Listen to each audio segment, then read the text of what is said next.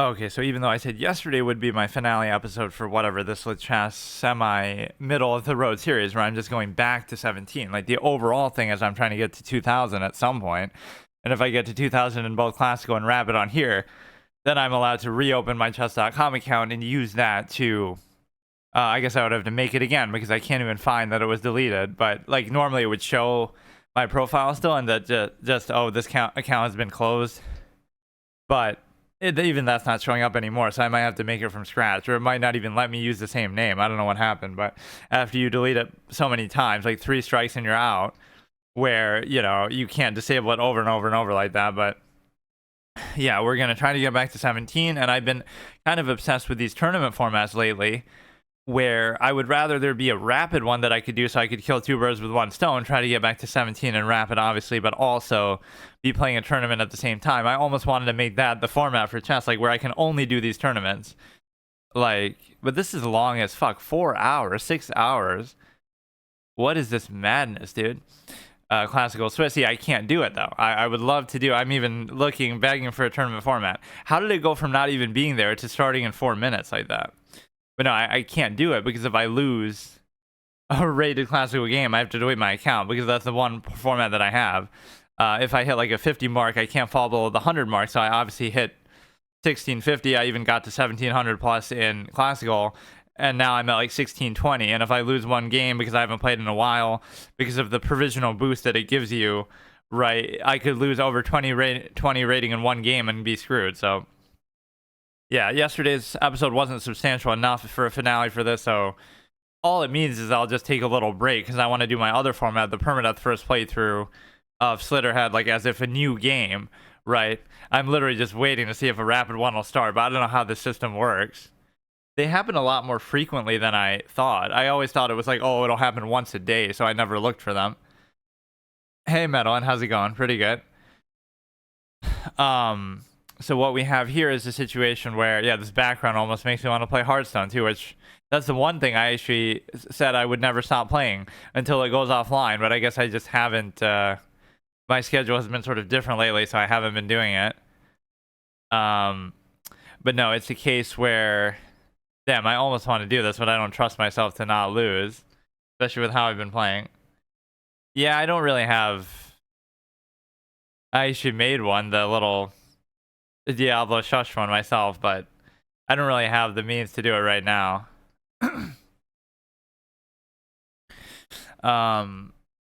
Yeah, what was I saying? Okay, so I can just do rapid until one appears here. 498 Lichess Bund L Liga, 500 plus teams and 44 plus 100 players. What even is this though?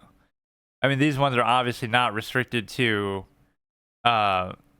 like rating, so those ones can be a little bit punishing. You would think it sort of evens out. Even I always used to say that, like, oh, it's okay to play a rated game against a 2000 player, because even if you lose, you shouldn't lose too much, and if you win, you might get a lot, and even if you draw, you'll get a decent amount, and you know, but it just, if you do it enough, you'll end up, oh, I'll play 50 2000s in a row and I'll get farmed by them. So even if I'm losing like 1 rating each, right, that still adds up. So it's not really a fair criteria, and vice versa. You don't want to just feel like you're farming low rated players out either and sort of cheesing it. I like it to be sort of random and organic.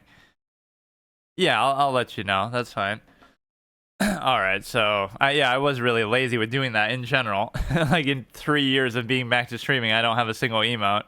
I remember it being easier to do it somehow in the past, where like I would just do it myself, or I don't know. I forget how a lot of it works. And we're stuck with this horsey board for a while. So let's just do a rapid game. But I kind of was wanting to do something here. Wait, that one's gone. Is there maybe like a bigger... Let me see something.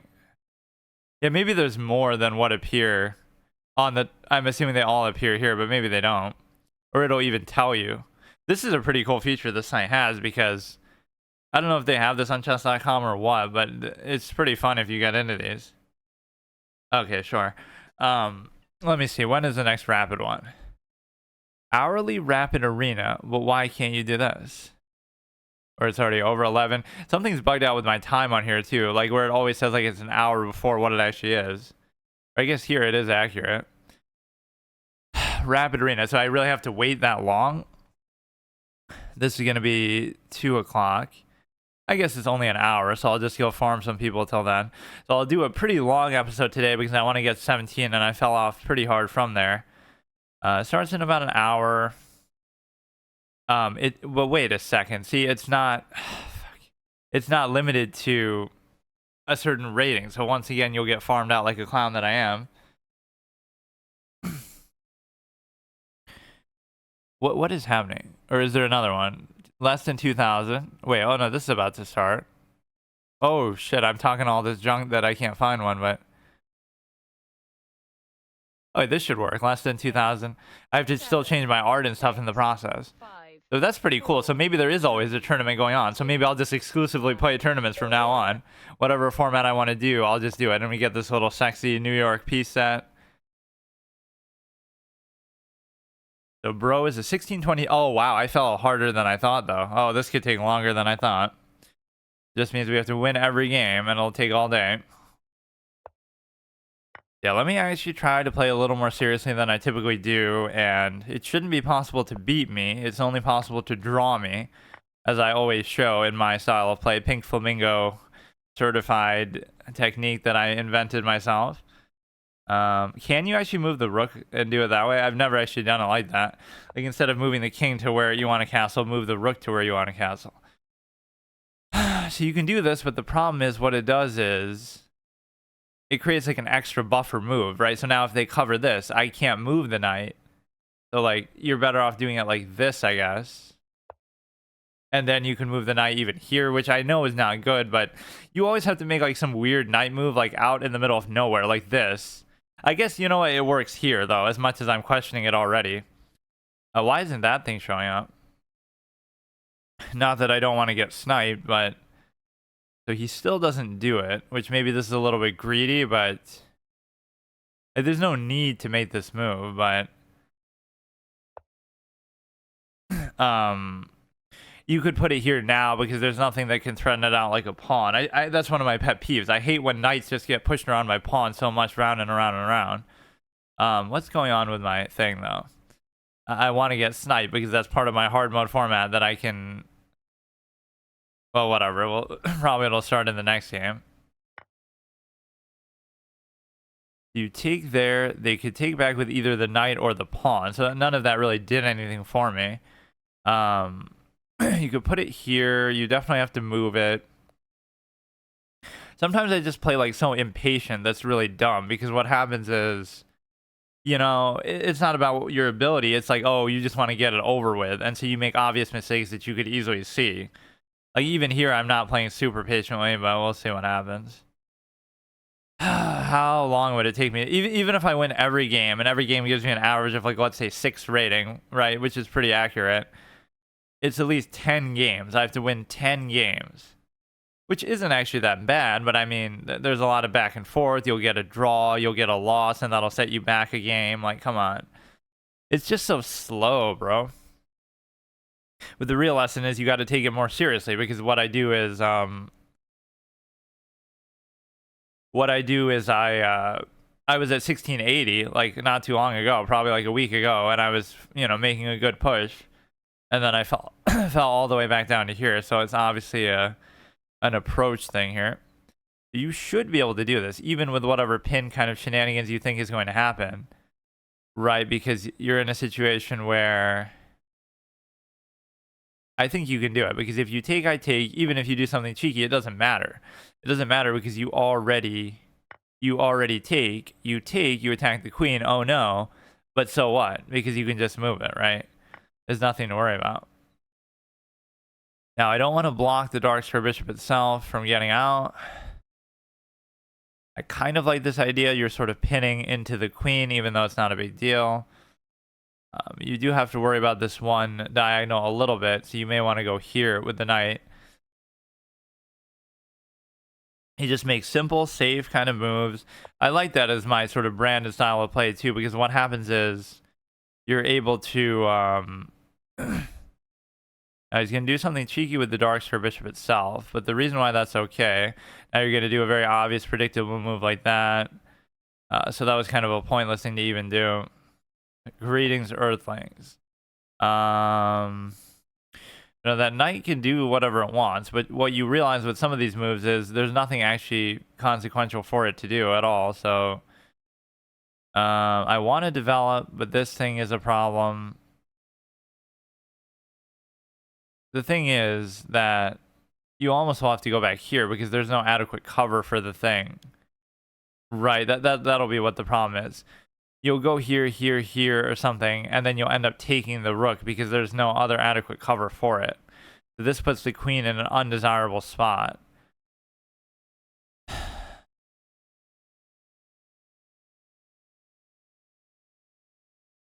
Now, this is not a very good move to make, probably, but I'm going to do it anyway. But they'll take here. I want to compel this trade with the queen, but I can't figure out how to do it. And see, they'll take, I'll take, they'll take, I'll take.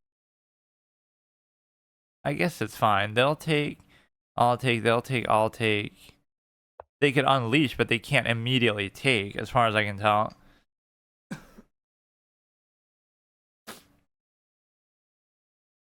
81 versus 82. The point is, if I win every game, you could still end up losing the overall tournament, but that's fine. At least then you should place, probably. But people will not only be winning every game, but they'll be speed running it too, like winning every game in like literally 2 minutes or something, you know, crazy. So we're up a pawn, which is not a big deal, and they could mess up my pawns a little bit, but the big lesson is that this is dangerous, but also I don't know what's happening, so this seems like a cute move, but I don't know. Whenever you can give a check like that, it's actually okay, though. So it's a situation where we knew they could do that all along. And you may have to make the very same move that you were talking about with respect to going back here. No, I guess I don't have to now. But there'll be some weird sequence that happens. See, like, you can't cover this on top of everything else.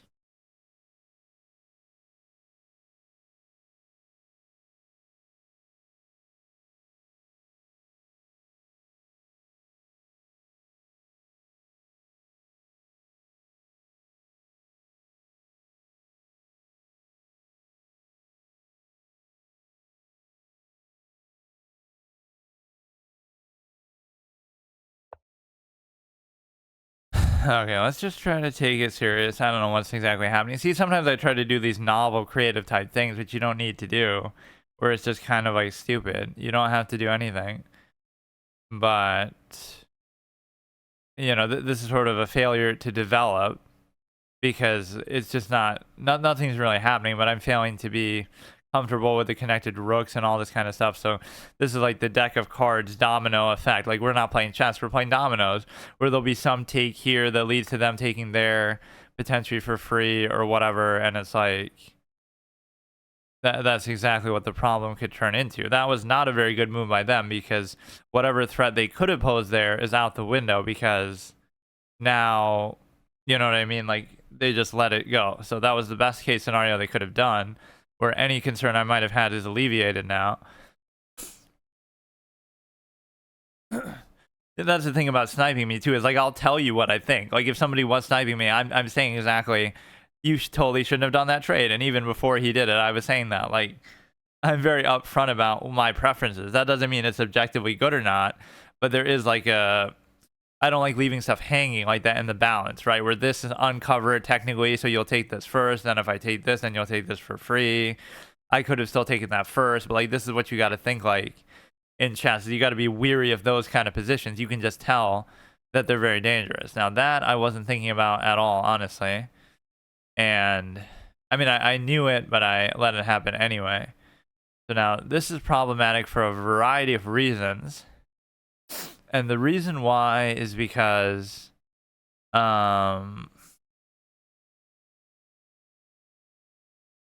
there's so many things wrong with this position, and I blundered, an opponent resigned or reigned. So I don't know what this is, bro.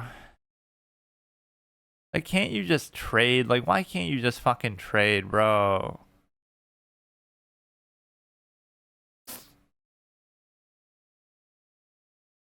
This is so dumb. They just won't let me do it.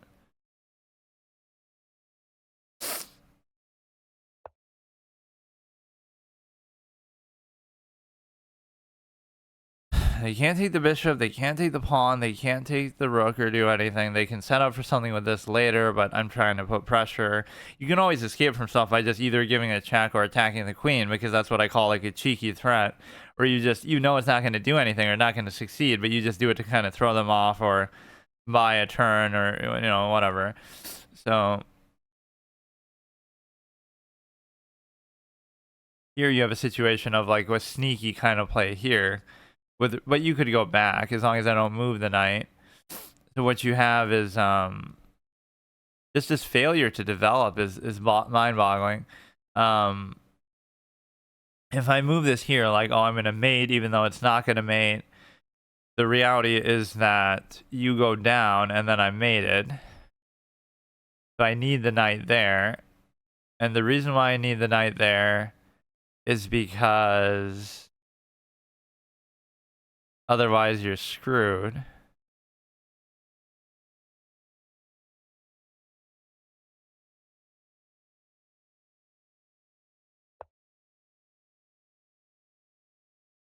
I'm at least being careful, but I'm also taking too long, and people would have already won like 3 games or something crazy.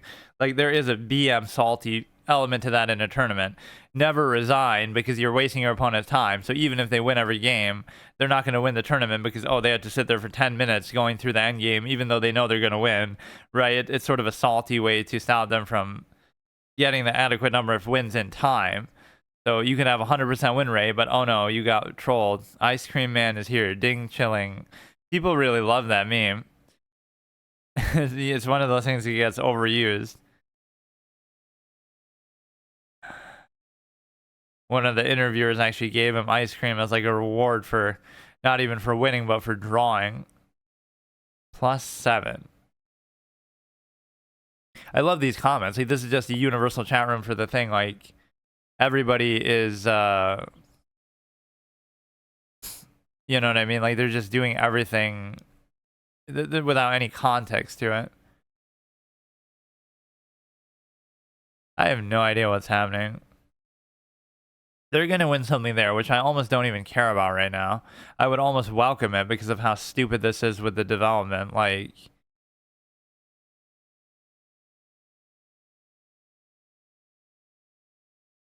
I don't care.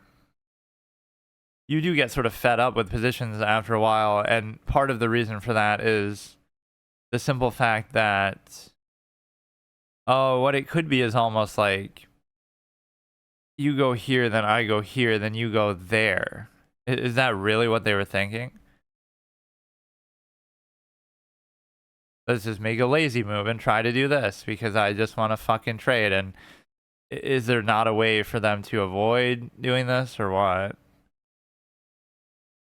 Bro is just never gonna trade in his whole fucking life. He's never gonna do it. Did anyone want to sleeping? I love this. Like, bro refuses to trade. Just never fucking trade in your life. Like, even if it messes up my pawns, he just doesn't care. He just doesn't want to do it. Are you serious? Like, how?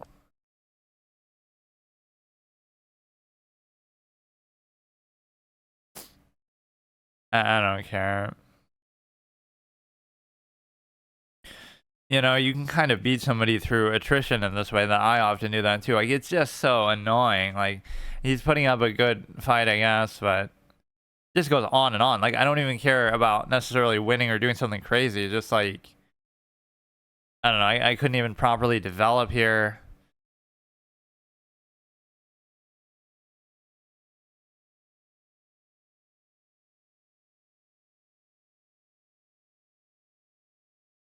You have some weird little check here, which doesn't do a whole lot for now, I guess, but there's nothing really going on for me in terms of, because I have no choice but to do that.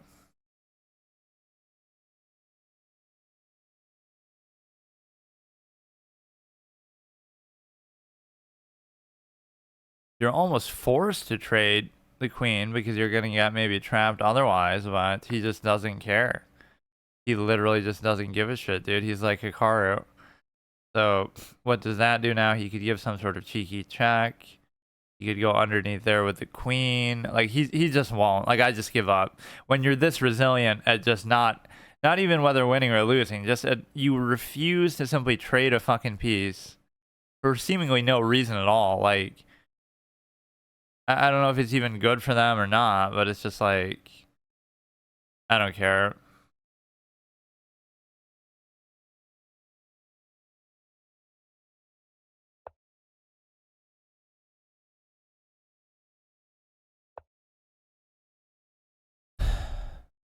Okay, now that was a big mistake, was it not? So they just give up a piece. Oh no, they won't trade when it's normal to do it, but you'll do it when you lose a piece. Like, what the fuck are you doing? You almost think they're doing some kind of mate, but I love that. They were actually winning, giving me a hard time. Like, what happened? I'm so confused. You can go to here, and then you can I don't even know, but I'm up by a good amount now. I love that. They would have had like some crazy mate in the cards though still. How did they just suddenly do that? Is it they're worried about time or what? Yeah, don't make a Twin Towers joke with this piece set, haha, because you are dealing with New York City buildings and you could have double stacked rooks. What happened to bro? What happened to him, dude? He was outplaying me. I'll acknowledge it. Like, what the fuck? This can sometimes be bad because you sort of you're depending on the cover a bit too much. They could give a check there. I don't think it's that big of a deal, but some of those moves maybe I made too fast when they started to make mistakes because I just assumed that it almost seems like they're losing on purpose, or I'm sort of trolling too, but I don't understand what happened. I really don't get it. Even when you win, it feels like some sort of a weird troll throw type of game. I don't know what happened. See, I'm in no hurry either. Like, oh, you're trying to win and win the tournament. Like, I want to win every game that I play, sure, but I'm not going to say that I'll win every. I'm not going to say that I'll win every single game quickly or something like that. And this one, I was almost pretty worried about. I don't even really have to be doing this, but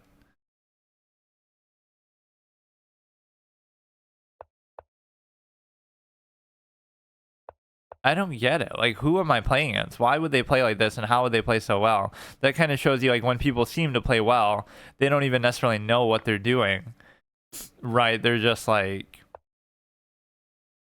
they don't know that they're playing well. They're sort of just, it only seems like it. I'm not even trying to BM, but I can't figure out what to do here. I actually kind of hate over promoting, but it's gonna take me longer otherwise. Bro. Okay, back to tournament. We'll analyze them after. So if you look at the scoring system, I played one game and I won one game, but I'm still 75th. Like, this is how stupid it can be. This guy is on a 4-game win streak in the amount of time it took me to win one game. Like, what is this, bro? This is what's so stupid about it. I can do everything perfectly, but it doesn't matter. Like, oh my god. Don't play the opening too fast.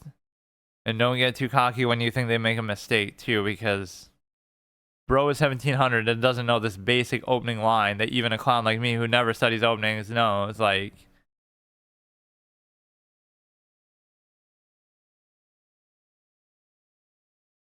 so how is he 66? Is it because he won the game faster, or he's won 2 games, or he drew a game and won a game? I don't know. No.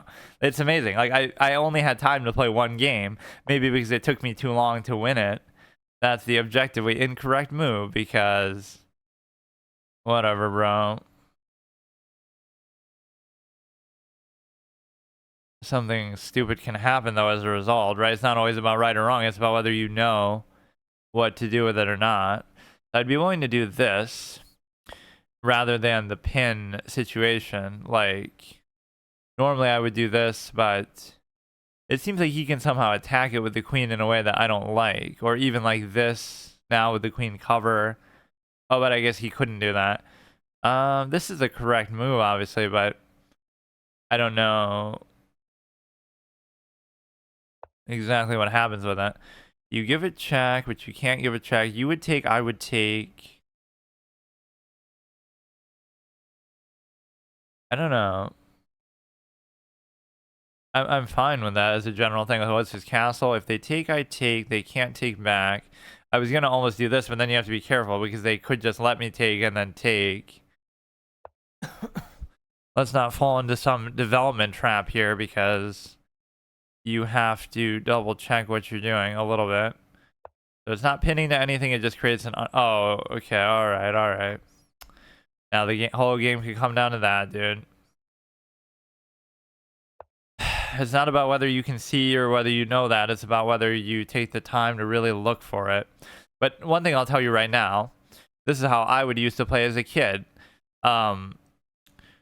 It's like you're playing like a young man with nothing held back, admirable but mistaken, because you're moving the queen way too much. Which my logic with that was, oh, the queen's the best piece, the strongest piece. So of course you want to use that, but you got to save the best for last. Or in chess, it's not ladies first because it's a situation where it becomes an easy target and it's not time to attack yet. So that's an easy, often beginner's mistake, that don't move the queen too much too early.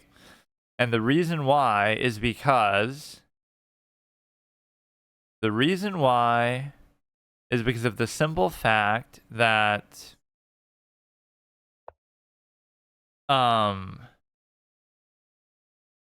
yeah, it's deceptive. You might think that that's good, but it's actually not good.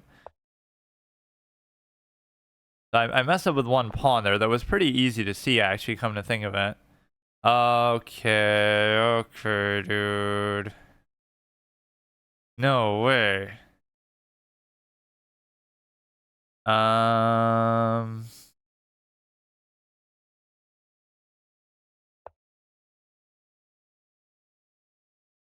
God damn it, I'm playing like too fast and stupid right now.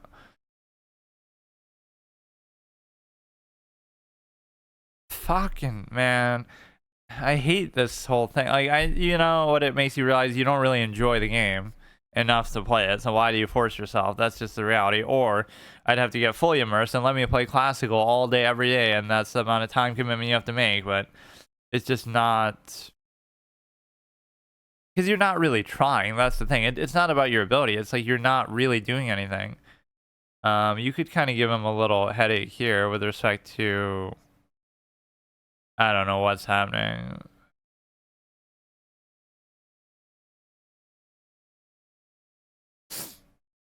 I'd have to come up with something crazy to sort of make up for that. I mean, I give up, though. I'm just going to waste time playing this one, but you're not trying. You're not really doing anything, so just why even bother playing?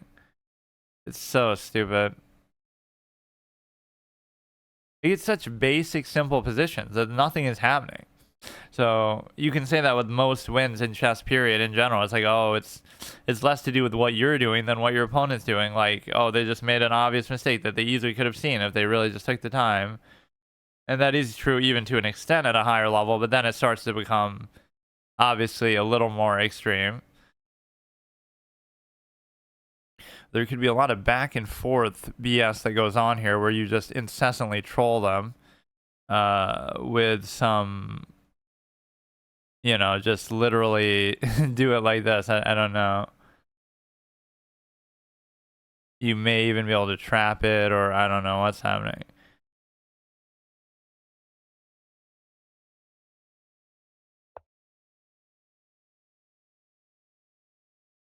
I mean, it's the best thing to do because there's no other reason to, right? Like I can't escape this threat otherwise, so I have to do it.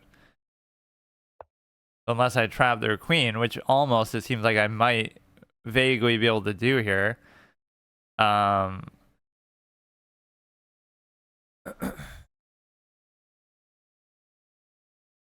Absolutely stupid, but let me see what I can do.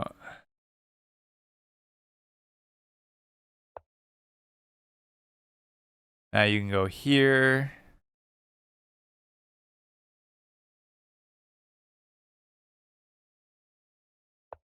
I don't like playing like this, but it might be the only choice that I have.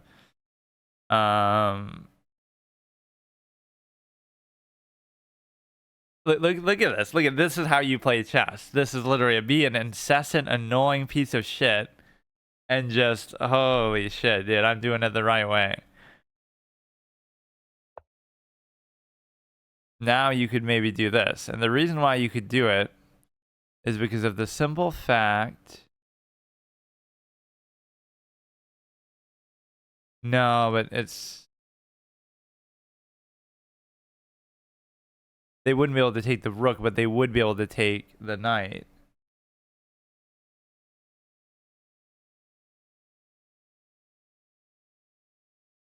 Hey, Golas, how's it going? What is this, dude? What am I doing? Like, I can unleash this in some cute kind of way, right? And it would allow me to then attack that as well. But the problem is, I don't know where I'm really unleashing it to. This almost seems like it would have worked, but the problem is that, yes, they can't take it, but they could just move the queen and just take that. So what would be the problem? Like, oh, this is so annoying, man.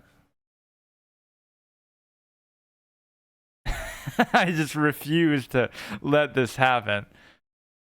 Like, I obviously am losing. I made an obvious mistake, which doesn't necessarily mean you lose just because of that mistake alone, but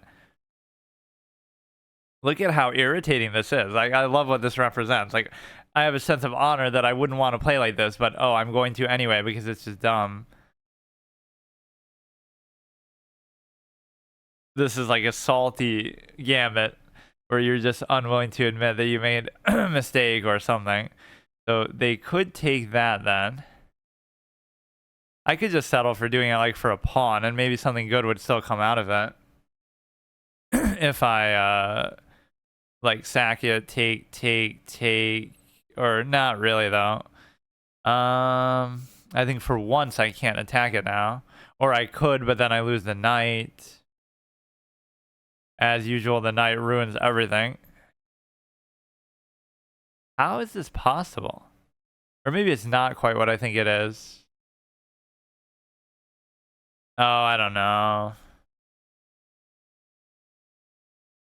I don't see what this would open up that would be like a different threat.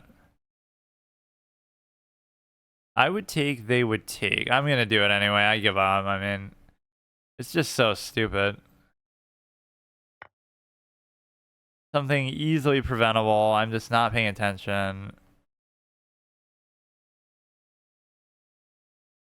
It's +3, not that I couldn't potentially overcome that, but just always for the dumbest reason that I play like this. That's the biggest lesson. This is why I even say people should play longer formats. And generally, I do like them. If I had more time, I would do them. Like classical is always what I like the most.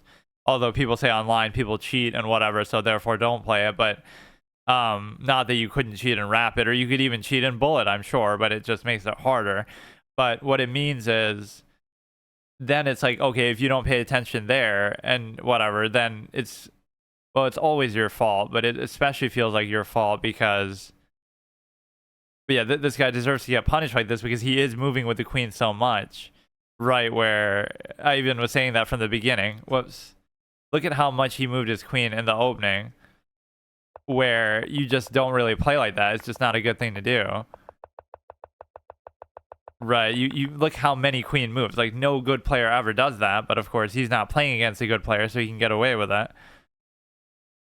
I had like that rook unleash move too that I could have potentially done, but it just didn't happen. Yeah, he's making so many of these moves, which is unbelievable. Just queen move after queen move after queen move. And this isn't going to do anything anyway. I mean, +3 isn't decisive by any stretch of the imagination. See, now, once again, you have an unleashed potential, but there's nowhere to go with it.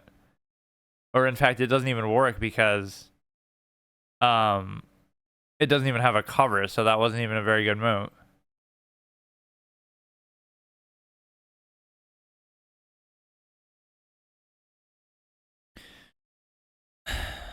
So much of this back and forth, man. It's insane.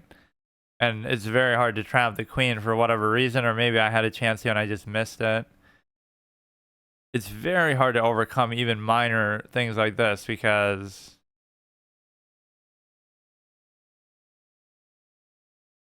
they're not really threatening anything, so I could almost keep doing this over and over, but this is just annoying.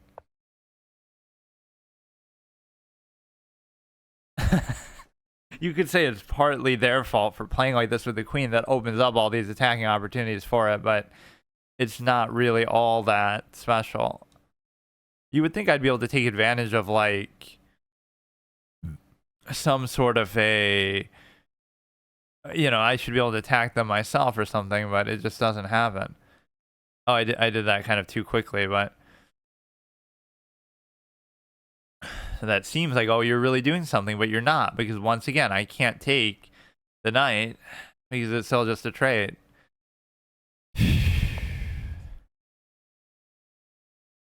I can't do anything, man.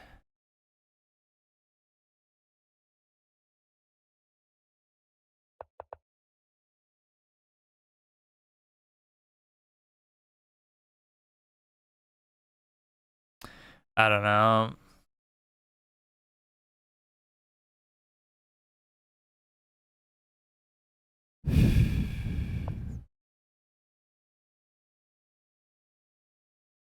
A lot of action going on, which you could potentially benefit from, but I'm just not the person to do it because I'm too, I don't know. I'm not good enough at attacking.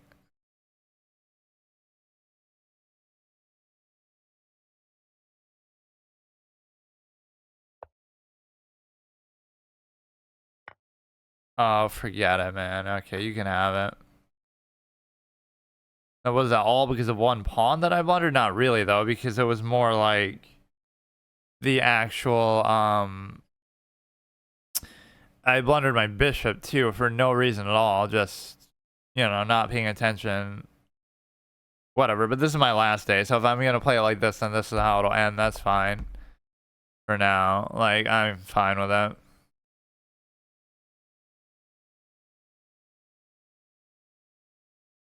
You could try to do something with that. I don't know. One thing you don't want to do is you don't want to flag in this situation, but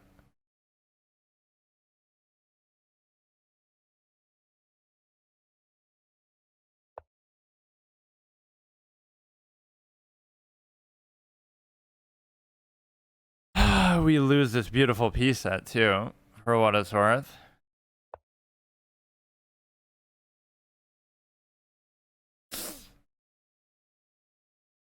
Okay, that's fine, that's fine. I don't know what's going on. Could attack the queen there. I don't know, just back off. Sometimes you don't really want to play like that with the rook when it comes to, like, you don't want to extend it up too far. You typically always want to have it on one of the first two ranks or something like that. This horsey set is kind of wearing on me, or I mean the board, because it makes you do it for so long, right? This level goes on like forever. You could double stack it onto there or not.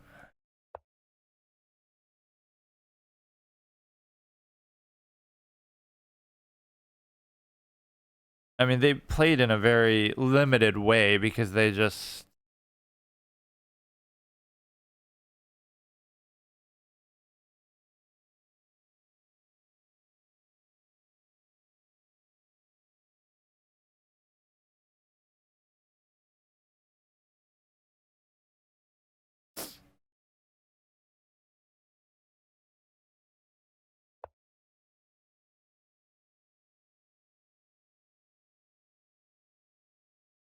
you know, even now, even though they're +5, it doesn't feel like that big of a deal or like that they're immediately taking advantage of it. But I just can't seem to.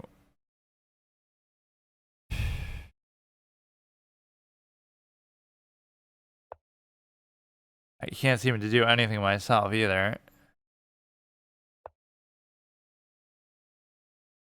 That's always the principle that comes in mind is like, how could you win a game of, you know, how could you come back against somebody in anything, I guess, but especially a game like chess where everything is sort of raw and controlled like that. How could you win in a situation where they're good enough to beat you, like, uh, I mean, they're good enough to be up on you in material or whatever. So how could you,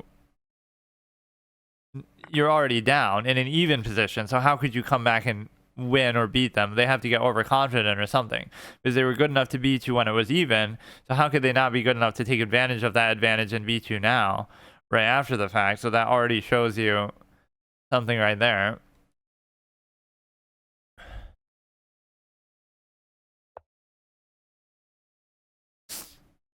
I hate when it comes down to time like that too. Like obviously he's winning anyway, but um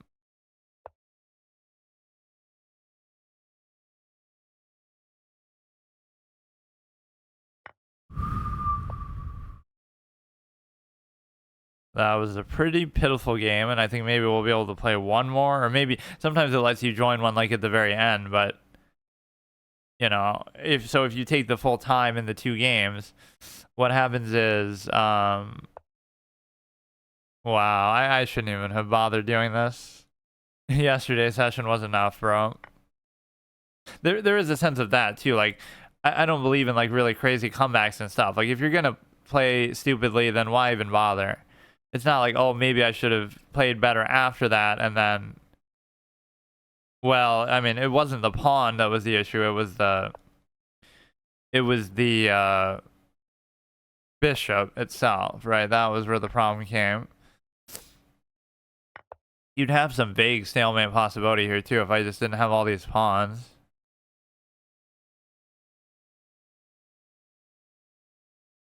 Whatever, dude. That's amazing. The guy moves his queens 50 million times in the opening and yet still gets away with it.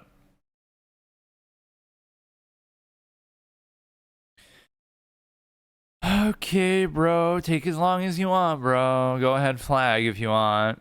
And even the first game, I didn't deserve to really win. Not that I would have necessarily lost, but I don't know. I'm just not interested, I guess, in playing this at all. Like, I'm just not paying attention, playing sloppy. I don't care. I'm getting bored every game. That's just how chess is. I mean, you play it at the highest level, you're still gonna get bored by the fact that um bored by the fact of all the draws and everything like that. Like, oh, I wish I could be a professional chess player and get a draw over 50% of the time and all this kind of stupid stuff.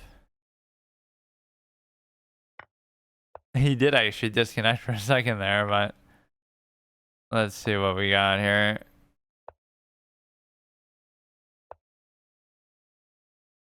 I did get that 1-6 stalemate in a game relatively recently where like I sacked my queen and then they had no choice but to take it, and in the act of taking it, it's a stalemate. Okay, you can go ahead, you control. I mean, you're getting low on time yourself though. Like, why even bother doing it? It could very easily create a stalemate, but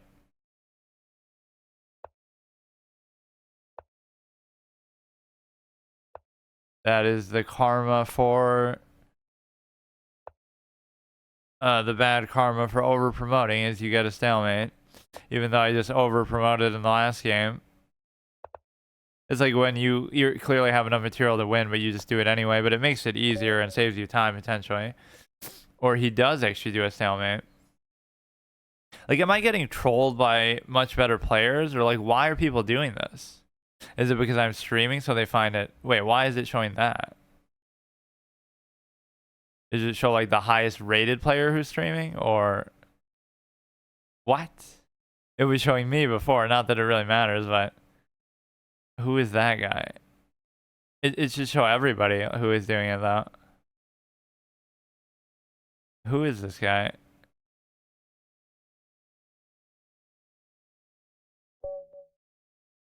It'll say it here, but it's not saying it in there anymore. So apparently I didn't lose a game yet, though. I won and then I drew, even though I didn't really deserve to, so I'm very confused. And the cool thing is, by the time this one is over, I can do the next one, because it's going to be a case where, see, you get lulled into something in the opening where you,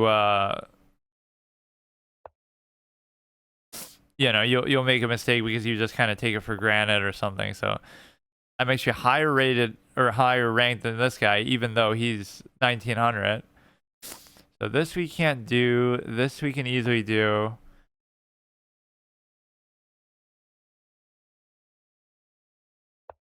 Okay.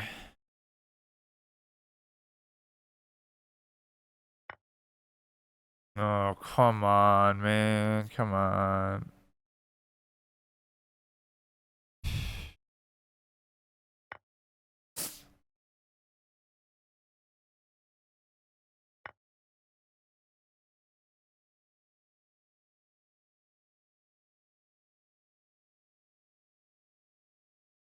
Not again, bro. Not again with these fucking opening shit. You gotta look at like what you're following. Oh wow. I'm not gonna bother with this anymore. You're really gonna do like this. This is how every game is gonna be. I'm gonna play too fast in the opening for no reason, and then I just want somewhere where I have somewhere else to go to, but I guess the assumption with this is you probably wouldn't want to make that move, but I can't guarantee anything because I have no idea what's happening. So here you'll like give a check, which is probably a pretty bad idea to allow that, but I don't really have much of a choice. You know, this one I can't be even that upset about whatever happens because he is much higher rated. You know, not that I can't potentially beat or draw people like this, but I mean, you're gonna lose every game out of the opening. So that's how you know that chess is a fun and well-designed game, because that's how it should be. I mean, you can't even get through this shit, and this is what I'm expected to do. Like, I just get tilted by this aspect of it. Like, go ahead. I'm not even thinking it through. I don't even care. Like, you're better. You can win. I didn't deserve to win either of the other two. Like, I'm fine. Just get it over with. Like, study openings for literally 20 years of your fucking life, and just, there you go. You're good at the game.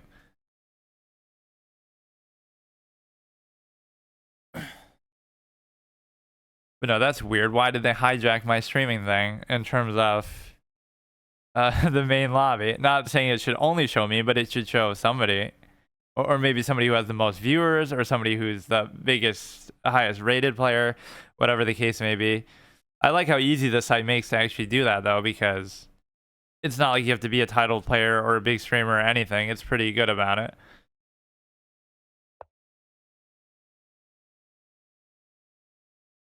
On chess.com, it's a lot harder.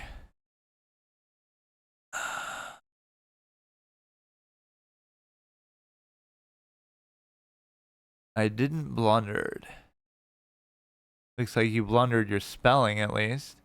So the knight is at least safe. I'm not sure what is going on with any of the rest of this shit.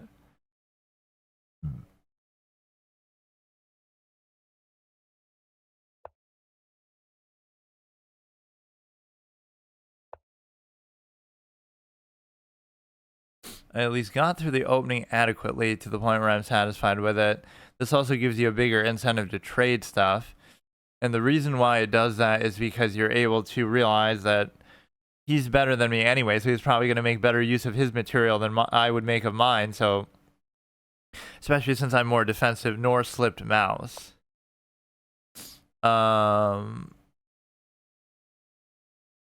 Finding a position for the queen here is actually very difficult because there's too many things that are pinned and just very in an awkward spot.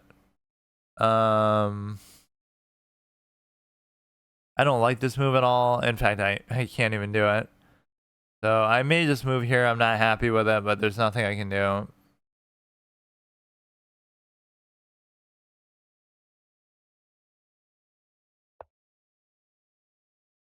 That's like a good, at least nuanced positional thing that they're doing, but again, partly largely dictated by the opening as well. Yeah, let's see how long after this one the next tournament starts, because I am kind of addicted to these. They're pretty fun. We better do this because otherwise it'll get taken, and the reason why is because the rook is doing that. So I'm surprised he even did that first. Like, why not take that first and then no, but you couldn't, never mind. You had to do it like that. So now you have this, everything's covered, this can escape. I'm comfortable with this position, so I should be fine to draw even in 1943 if I actually use my brain a little bit and think about it, but that is a lot to ask. And so I'm not too happy about it, but it's okay. I'm on fire. Yeah, these people have won like literally 10 games in a row, and I haven't even played like more than 2 or 3, so once again, what I would like to try to do is to trade, but they're not really letting me in a very good way, so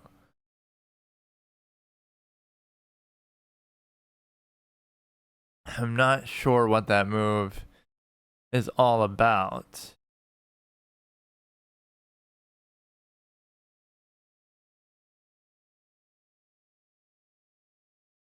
My king is a little bit open. See, I don't have like an easy threat move that I can make.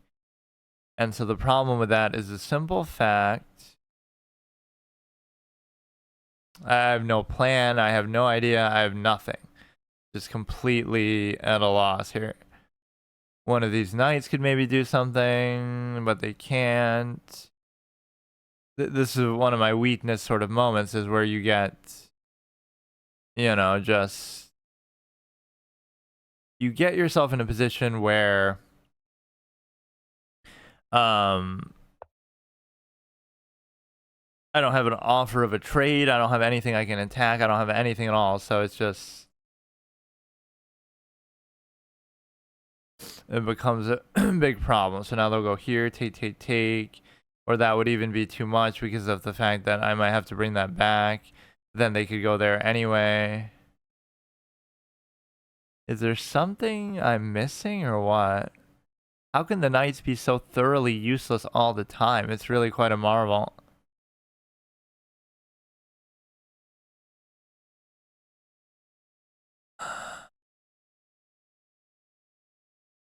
I'm still higher ranked than you in this tournament somehow, even though I don't deserve it at all. What was I even trying to do? Like, I'm just trying to threaten something. Even that for a trade isn't the best.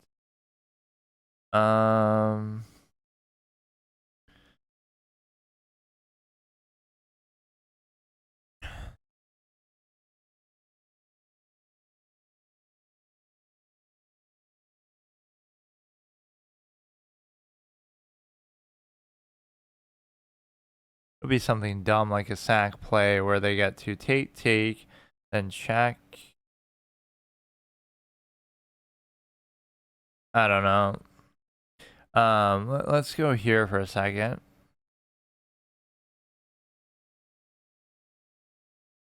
Even though it's not really that good, I'll still try to do it. Okay, I mean, I called it, but I don't know why exactly it's so good. They check, I could block, or I could go here. Now, if I go here, they'll check. And then I have no means of stopping that, I guess? Is that what it is?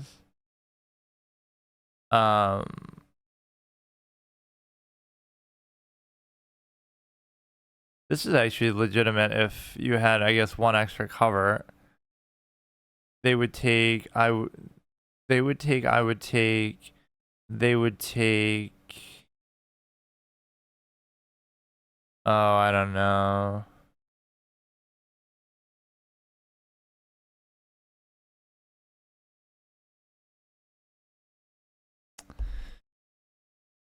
I guess I can afford to lose it even, but again, if I go here, what happens is you go here, and then I go wherever I go, you can't block that or deal with it. But I hate the pawn situation here because you're going to let them take, and then you're screwed anyway. So I'm not sure actually.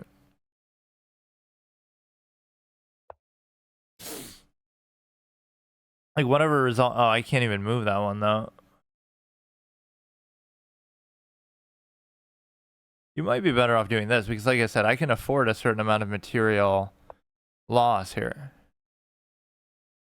I can afford that, and the reason why is because I am +2 for whatever weirdness that they've played to this point. That might have actually been a reasonable thing to do. Or not. Alright, you can have it, bro. I only lose 1 rating, too. Like, I'm done with this shit, man. This is so annoying. Like, even that one I can live with because he's higher rated and he did play better, so I can accept that. But the other two were really stupidly played by me. I just want to know who this guy is in the thing. Oh, he's streaming on, like, YouTube, too. Okay, we're in another one, 9:38. Yeah, this is the matchup that we need, but I have to change my art and stuff, too. So I'll just wait till the game starts so I don't abort. I wouldn't even be able to beat this guy in 6 minutes. If at all, even. Yeah, this is what we got to do. We got to be king of the sandcastle and pick on all these low-rated players. Because we're able to, okay, what are we on now? Number 3 here, Plants vs. Zombies art. Let's see what we have here. No, I was trying to farm viewers from the, not that it was helping that much, but from the tournament page itself. I like the fact that it would show you that there. We have the New York set and we have this. You got to have a number of these ready because I'm going to lose every single game in the thing. In the, this mess around with the board too, but it kind of still preserves the horsey aspect to it. Let's see what we got here. You know, yes, I'm better than this guy because he's 900, but I shouldn't be too overconfident. He's higher ranked than me in the tournament.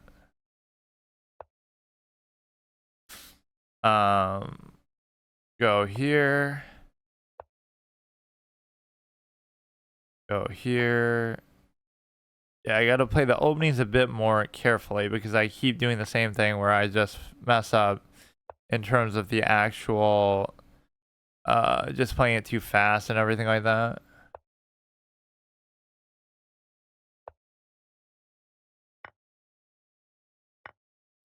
That allows him to undouble in a certain way that I don't necessarily like. And so what you're able to do is you can go like this. Maybe I'm doing this in sort of the wrong order where you're letting the knight be too much of a target, but it's a situation where this should be a trade, even though I don't really like it. Normally, I guess I would do that though.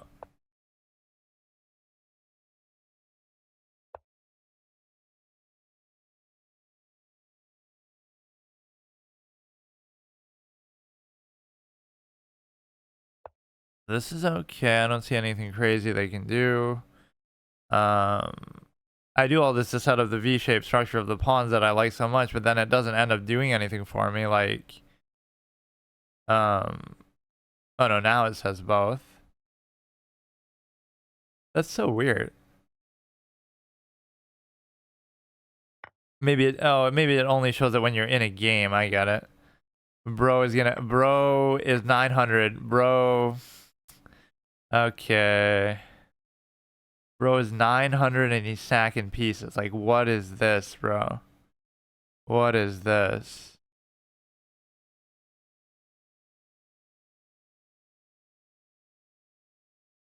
What? And I guess I let him get away with it, but I mean, how? What? You get in these claustrophobic moments where you can't necessarily do anything.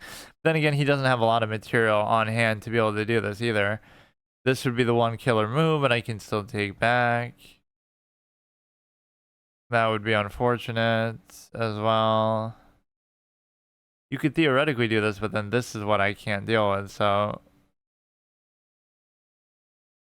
Oh, wow. What is this, bro? What is going on? What is happening? Yeah, it's just a typical 900 rated move. Like, okay.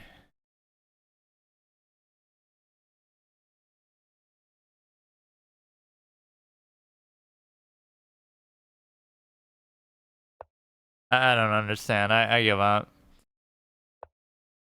Yeah, that's fine, dude. That's fine.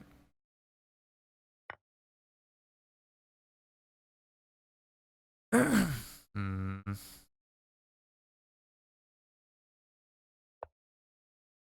Who are these people even talking to? Like, I don't like if you talk in your game chat, or maybe you can't. Maybe they're all like, but like this is like a universal chat. Well, I guess I have to deal with that though. I mean, I still survived for a certain period of time, but now they could double take onto here, but not really. Yeah, that's a pretty good game by them. I mean, hey, what can I say? 938 rated player, by the way. Like, what am I looking at? Yeah, that pretty much shows you I'm not getting the 17. That's for sure. Tournament is closed. Yeah, it better be closed. Like, bro, I don't like to say anything, but I mean, at least in that game, he played much better than a 938 typically does. But it could just be they know that one particular line very well. You know, I mean, that's how you should learn the game of chess too. You're 938 and you should be sacking pieces just like, okay, that's fine. I have no problem. Like, look what a banal, basic kind of position this is. This is the kind of stuff I hate. Like, it may be the right move, but I'm not too happy about it. So we'll analyze these games and then I'll try to see which the next one is. And I'll pretty much just do this for a little bit longer. But yeah, I'm not going to get to 17. I won't even get to 1650 probably. You could say, oh, it's more competitive here somehow, but it's not necessarily true because it's a case where it's a case where it's the same thing. Like, it's similar rated players to what you normally do. This one should be about to say, oh wow, it barely gives you time to even take a break. But my problem is that I don't have enough art to even get through this, but that was absolutely pathetic though. Or no, now it does show that. Tournament is now closed, so we get to see the results or what? I mean, I'm not saying I would win the tournament even if I won every single game, I would be at like, you know, 4 wins because that's all I got a chance to play. What's happening? Capablanca, bro thinks he's Capablanca, 2034, 2210. Like, let's see what their ratings are, that it makes sense. Okay, he's 2000. None of that is too big of a surprise. I can accept that. Okay,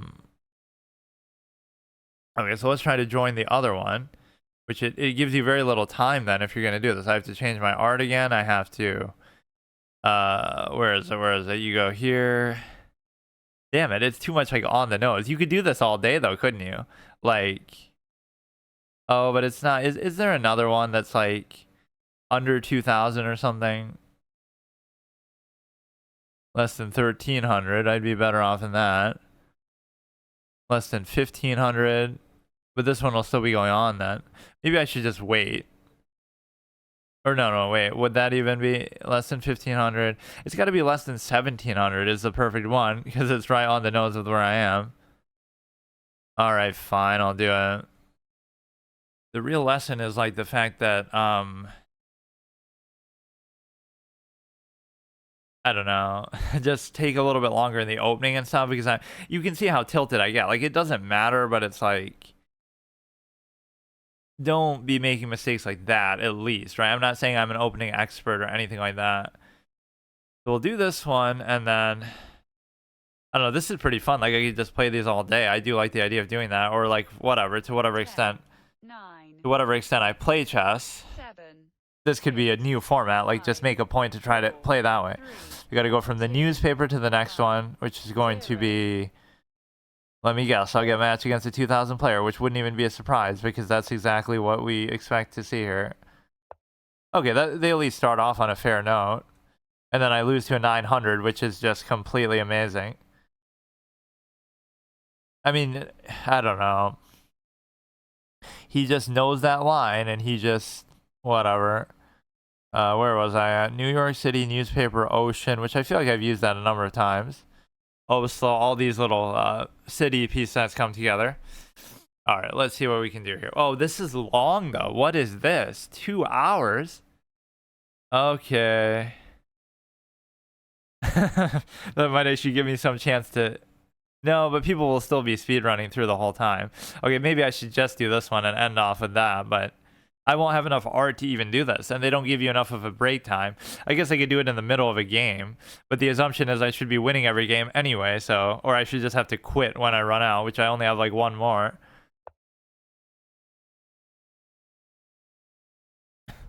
They don't give you enough of time to take a break, but you just have to use your time, I guess, in the game.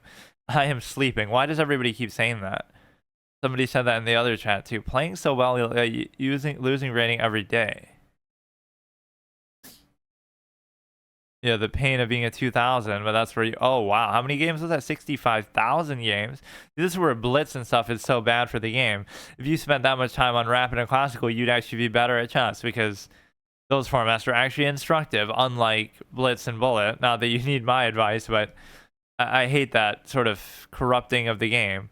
Chess is an interesting game, by the way, and you defend all its draws and studying and kind of boring tendencies, but also you reduce it to a real-time game where, oh, it comes down to time to try to subvert those boring aspects of it. Right, so which is it if you feel like you're able to basically... You bring out the queen, which doesn't seem to be too consequential at all to me. I could bring the knight, although I don't really want to bring the knight. You just got to double check everything you're doing a little bit, which I don't do anymore. Or often. I just get lazy, and that's the sad thing. If I play my best, I can be actually pretty decent at times, but I often just don't do that. I'm being really slow. Oh, shit. I made a mistake there, I think, but...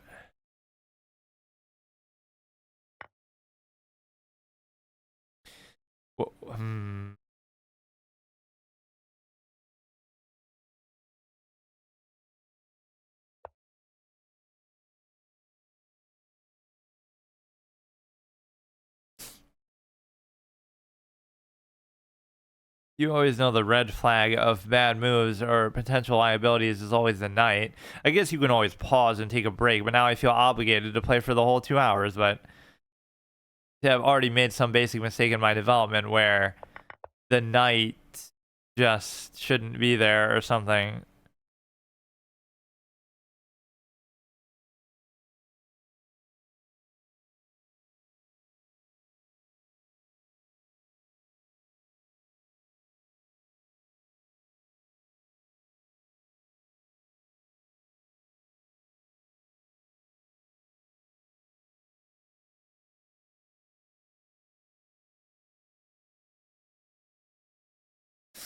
Alright, so he's taking a little bit of time, and so now if I go here, you would think that would be good, but it's still not good because of the simple fact that probably this is more important to do, because then you would take, I would take, you would take... I'm okay with this even if I go here.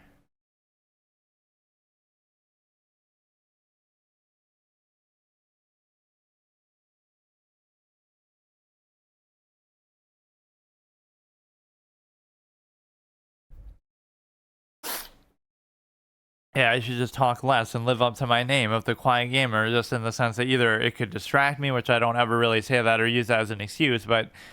Or it could, oh, they could be sniping me and blah, blah, blah, but none of that really matters. Like, I should still be fine. So here we have Brian Paco has the same idea as me. I just want to see what rating he is. Brian Paco. He's presumably better than me, although that's not really saying much. Although I guess not that much better. You go to there, you can go like this, although why don't I just castle first? The most important thing to always remember is you have to enjoy something to do it. And if you enjoy it, then you're able to be better at it. But it's hard to enjoy a game like chess thoroughly because you're going to have all this repetition and draws and shenanigans and different things, but not the least of which is just having to study and openings and all this kind of stuff that you try to subvert in other ways, either with time formats or with variants. I mean, I'm a big fan of variants for that reason, that you're taking the form of chess and making it more interesting than it is. Like, who's to say that 960 isn't better than regular chess, or that shogi isn't better than chess, or like all these other games by the same basic criteria could be better?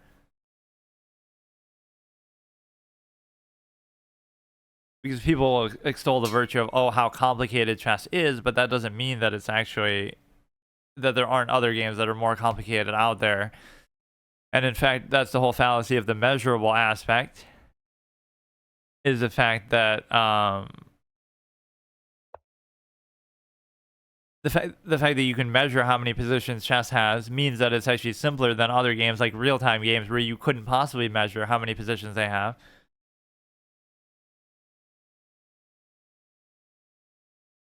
Like, oh, chess has X number of opening positions. How many opening positions does a real-time, like a sport, have? Or, on a technical level, yes, but from second to second, something is happening, right? That it's not as measurable and controlled of an environment.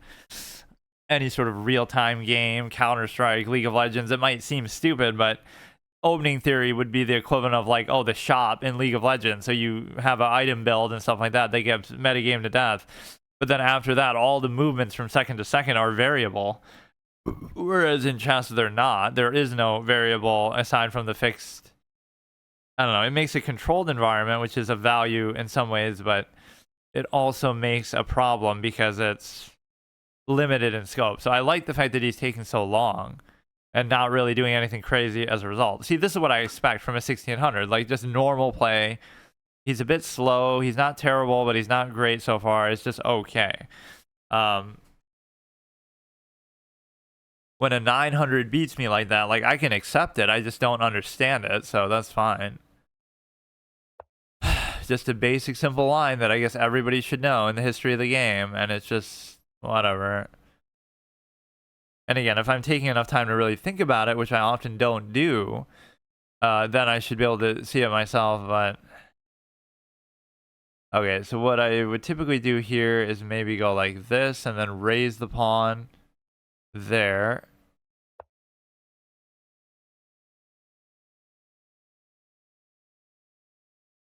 This knight just still seems like a liability, even though it's not even doing anything.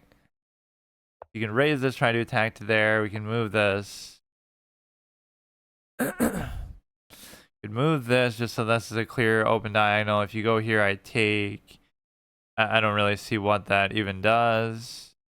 Or kind of I see what it does.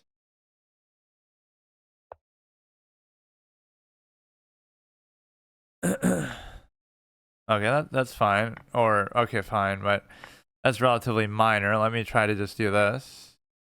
Or I can't actually do it. Or they would take, I would take, they would take, I would still take. That was a mistake. There's no question about it. This thing looks like a spork or something, or like just a really jagged kind of spoon. We go here. They would take, I would take, they would take, I would still take. So you're, whether you push again or whether you take, I don't know. Right? Sometimes I get greedy by over pushing in this way. So now they're threatening that, but let's say I ignore it. I don't know what this would do for me. Like, it forces them to take, but so what? If I do this, it could open something up all the more. I don't know. I feel like I often go up and then it ends up being worse for me.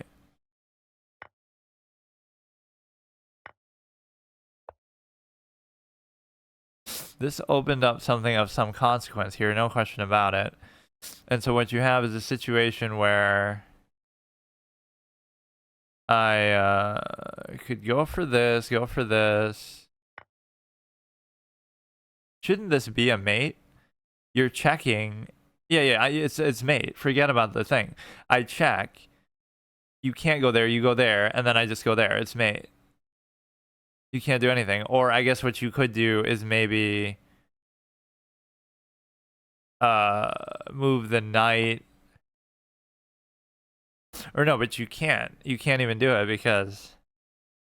And even if it wasn't for that, you would have been able to go here because, you know. Oh, wow. Okay, that was kind of good.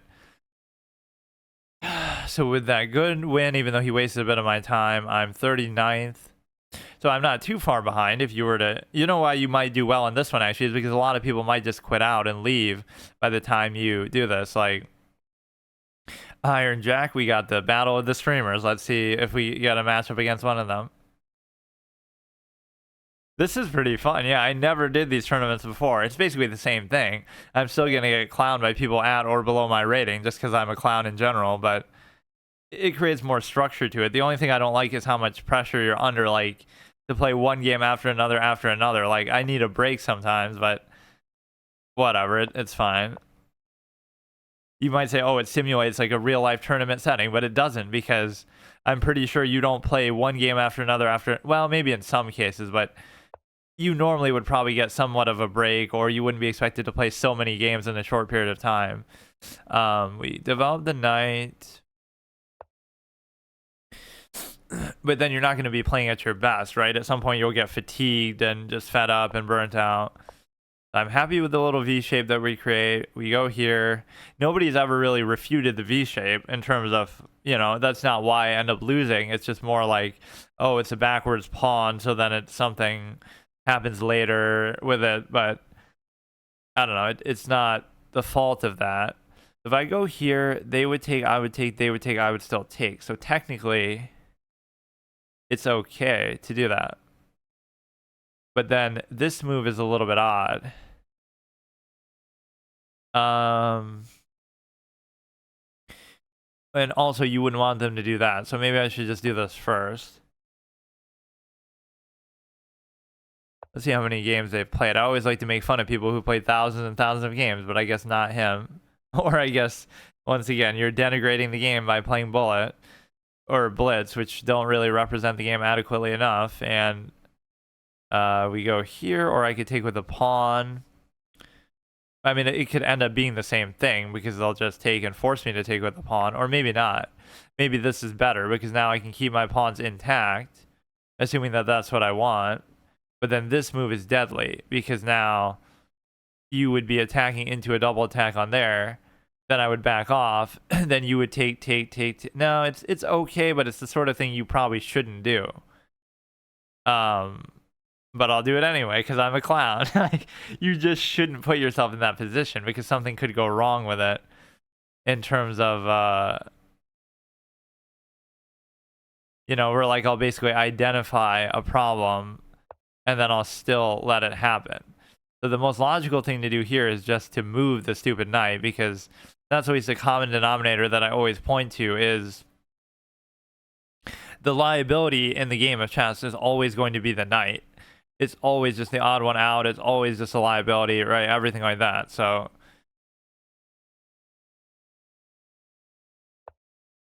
as much as I hate it, I can always be objective there and say, well, it'll help me, the fact that I hate it, because I realize, you know, as much as it hurts me, it can also be my opponent's weakness too if I use it the right way. Snowflake was timed out. What did he even say? I thought he just said like, hello, how's it going or something. I guess I have it on video to prove it. I'll defend his honor. Like, one of my friends on chess.com was accused of cheating, which I don't know whether they were or not. I'm not even going to say, but they got banned over and over for it. And it's like, I don't know, maybe they're just that good. It's very hard to judge stuff like that. My whole thing on cheating is like, why would I even bother doing it? Like, the whole fun of it is, you know, like, if anything, I make the game harder for myself. I don't want to make it easier for myself, so why would I even bother doing it? The same guy who does all these hard mode formats and everything, you know, like, making games harder is what I do, not making them easier, which is why I don't like studying either. Not just because it's boring, of course. That's totally not why, but Like, really, I love that perception around chess studying. Like, who wants to study a game, dude? You don't play a game to study. You play a game to actually enjoy it in terms of... Why did I even have to go there? Just to do the trade, I guess.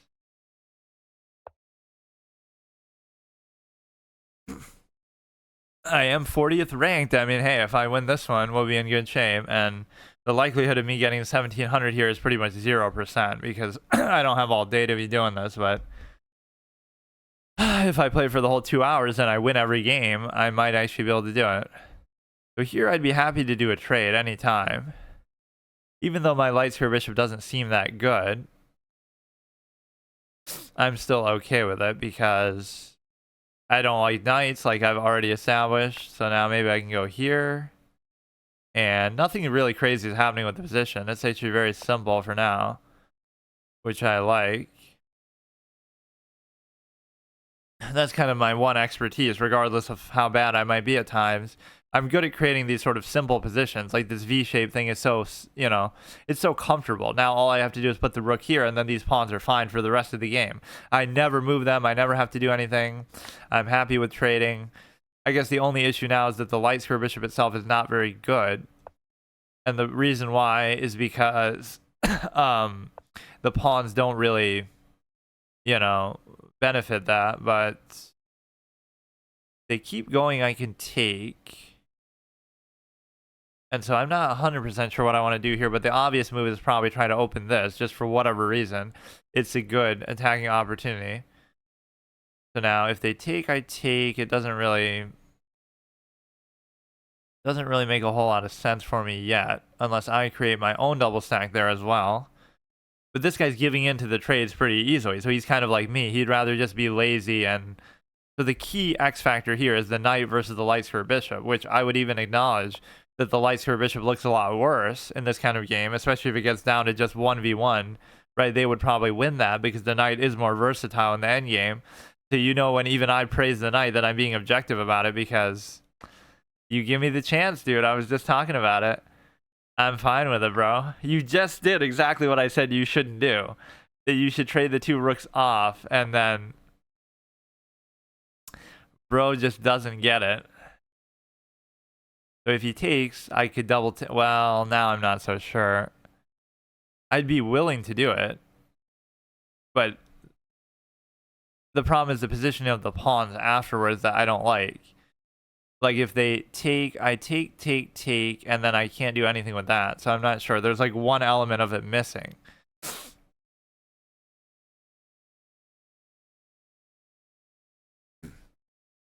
This is just going to be a dead drawn position, which I don't mind, but it kind of wastes both of our times. That's what I felt about like the Fabi versus Nepo game, right? In the candidates, like it's so frustrating that I would almost rather lose that game than win it, or I mean, than draw it, because they both lose, right? Then Gukesh gets through and wins the candidates.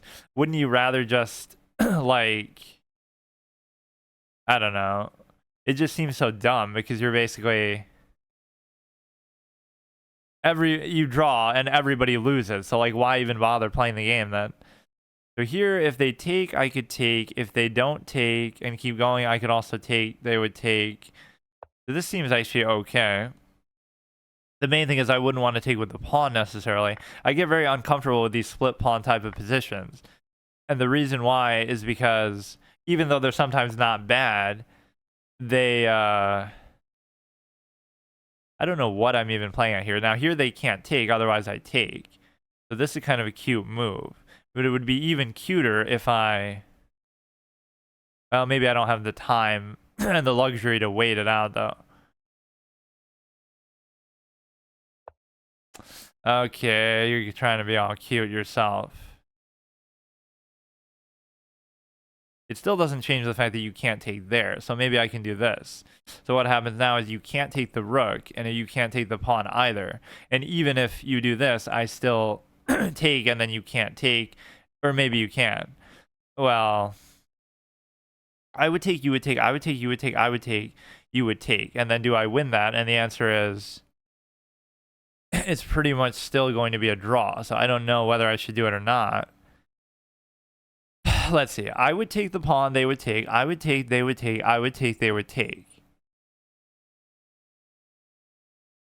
then my king is here, and then their king is there, and it's like it's not going anywhere. Even though I'm maybe more on the better side of the board, I won't be able to get through.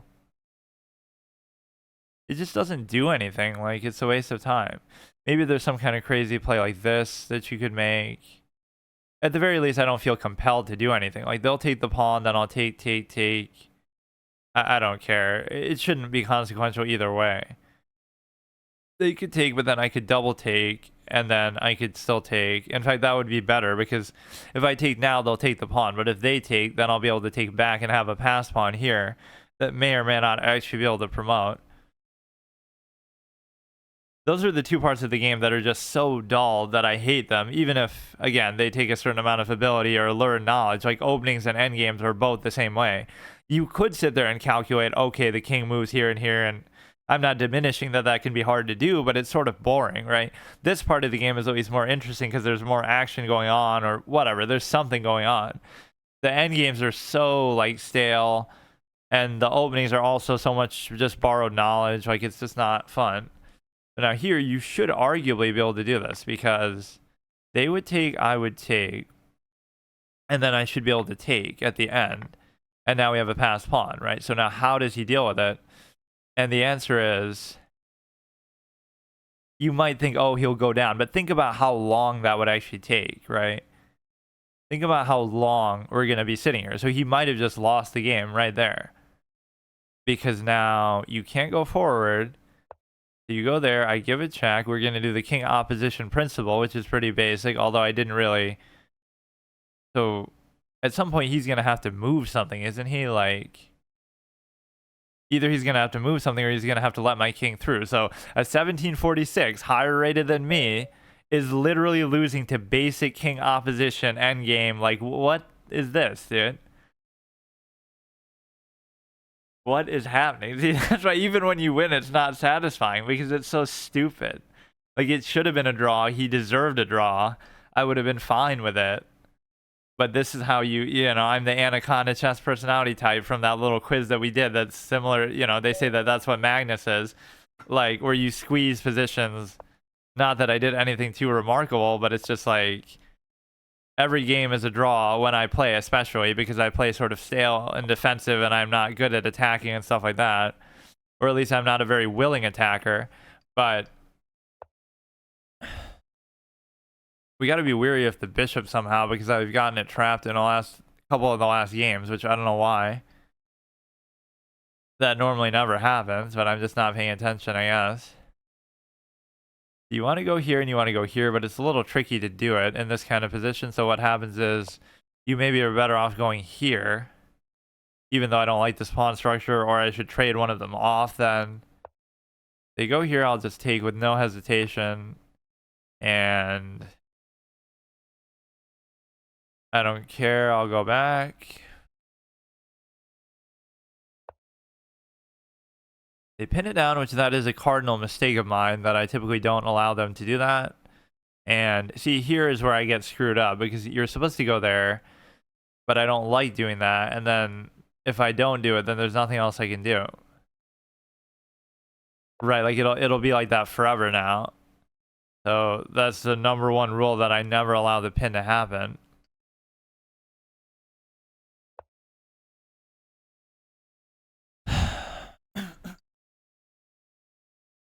And yeah, we're already kind of paying for it. This seems kind of like a cute way to try to deal with it, but it's just not. I guess what it would allow you to do is it at least allows you to move the queen. But I can already tell you this is not a good spot to be in. Because they can just sort of sit on the threat for a very long time. I kind of don't even want to show that. Yeah, I should just show this in case they say something stupid in the chat. So where am I at right now? I'm not even in the top 20, even though I've won, I think, every game that I've been a part of. Even if it was a little bit lucky. I'm 1642. I mean, at least I can be happy just getting to 1650. So what happens now is you can move this, and then it shouldn't matter as much, because you're able to, like, they'll go here, but then I can move it, but then they could still double take it. So It creates so much problem for no reason at all. You have to cover this first of all. And then even in the process of doing that, you have, once again, the knight is the liability. Did I mention that like 50 times in the stream already? Like, dude. Oh my god. If I move the thing, then you will take, double take. You'll take that first, but you can't. This is one of those moments like where I just don't care and I'll just let whatever happens happens, kind of. But this move is very annoying for sure. And the reason why is because you could take, but then, well, it still messes up the pawn. And in fact, I don't know what's happening. I don't know what happened. It's okay material wise, but I don't know how. This is just a horrible position. And now even that you're going to lose too. How do I keep ending up in all these claustrophobic kind of positions where I just can't even move anything? So I could still deal with this, but I'm not happy with it.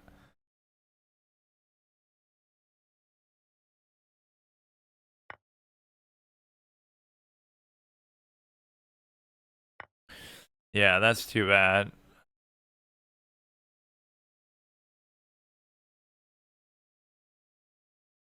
I could take there, they could take back. They've got the light square bishop, dark square bishop, so they just basically need to bring the queen in. And I'm done for, so I'm probably going to lose this one, but let's fight it out. Number 26 versus 19, so I could have broken in the top 20 with this one. Although some of the rating matchups are a little bit unfair. Like, I wouldn't lose that much for this one if I lost, but it's, let's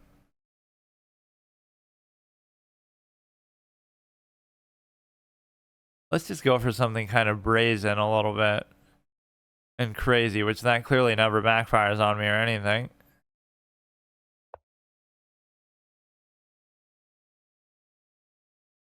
I'd almost just be more than happy to trade the queen. I wouldn't even mind it, but you know, when your king is open like this and you're in kind of a more defensive position or just a vulnerable position. So now you can move the knight and then you're attacking the actual queen. So that would just be the worst thing possible, wouldn't it? So let's just wait a second here.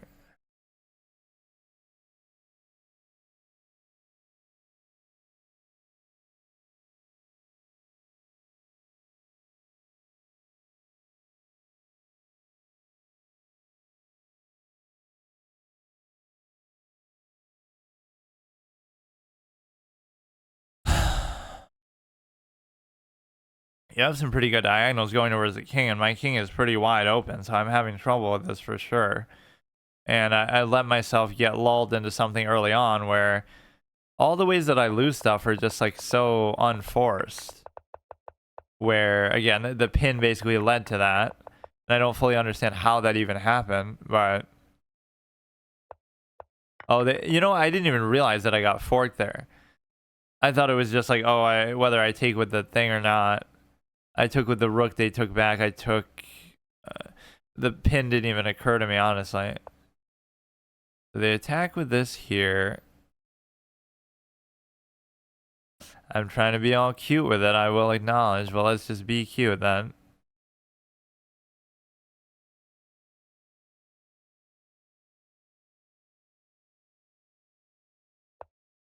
Absolutely ridiculous position. I have no choice really but to take now. Then they take back, and then they're setting out for something very deadly. At least they had to give up one of their things here. One of their,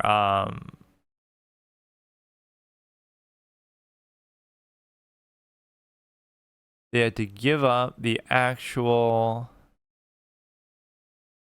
Well, they're attacking this still, too.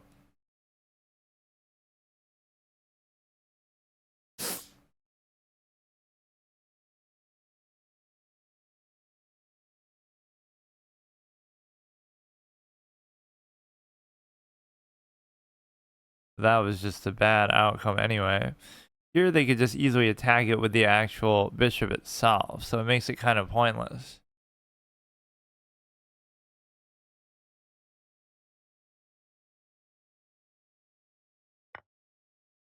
I'm happy with that. I mean, all things considered, they could have won the pawn, so they still turned that down for kind of the wrong reason. So,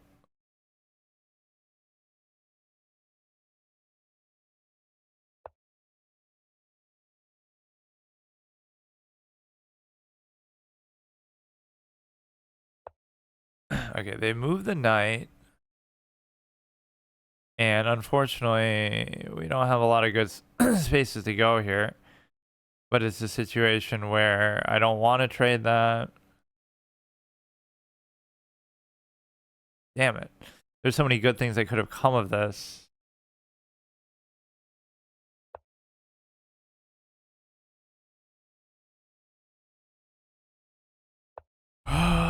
Damn. They keep making the right move, though. You can go to here for sure. That's fine. The bishop is open. I mean, the rook is open. Okay, the problem here is the simple fact that you're getting hit here, and then even the king is here. And so that allows me to basically... You can't come in there, and then you also can't do, I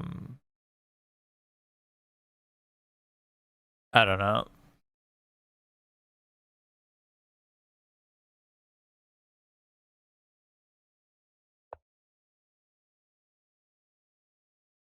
That's still fine, too, if I'm not mistaken. We should just be able to go... as long as you can't come into there to, well, to have potentially checked and taken.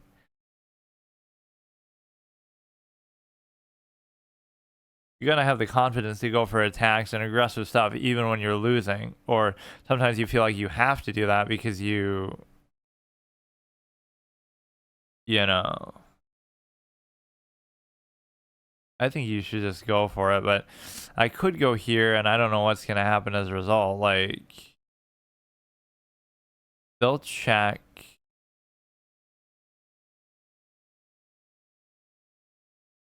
They'll check there, then I'll...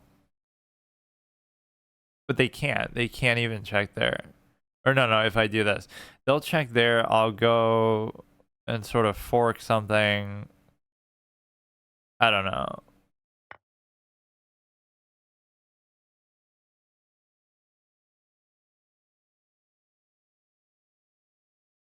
Seems like a cute thing. Again, this could easily still be a draw, but if it wasn't for my slowness and the time issue, I'd be fine, but it's just problematic for sure. That probably wasn't the right move either. I could have held on to that threat and saved it for later. And now they're going to be in a position to, just... Yeah, like, it's not really a big deal. So if I go here, or you know what? I could do this, actually. Regardless of any checks or anything, as long as I don't block my... As long as I don't block my actual thing. So why is that a big deal? Why is that a big deal? You're getting forked, and you may not even be able to protect it fully, because now it becomes an issue where... If I was able to take that, that would be a problem. So you have this, but I can't afford to do it. You can't do that either. I should just probably back off, to be honest with you.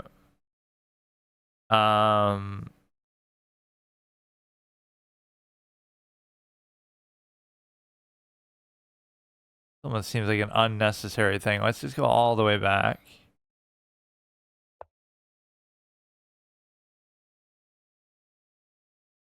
That actually worked out pretty well, just to get at least one pawn back. And so now you're in a position to try to maybe create a double stack or something of the sort. So couldn't my position change, like, even while I'm in the middle of a game too? Like, I'm not 20, well, I guess it would keep it on hold, but until the outcome is resolved. But King Bradley, we got an FMA fan over here. What does he do? Oh, shit. South Africa.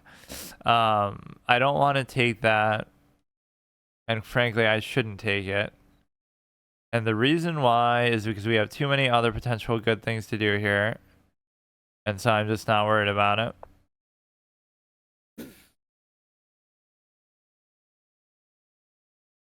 Okay, they go there. And then we have the ability to do this, which seems very cute because no matter what happens, it should be good. I mean, it's just one of those moves that looks good, but it may or may not actually be good. And so it's just cute, right? That's one of those cute moves. It may not win me anything at all, but you go here and then, well, even regardless of that, you should win this basically for free, but then you'll go like this. You could give a check here, and the problem with giving a check here is then you'll end up going there. And so, like, I don't want you to do that, but then also, oh, you'll pin it down, and then I can't save it kind of a thing. So it's sort of fool's gold. So I'm not even going to do it. You go there, then you go here for some reason. And then you go, I don't know. I did all that like for what, bro? Fuck.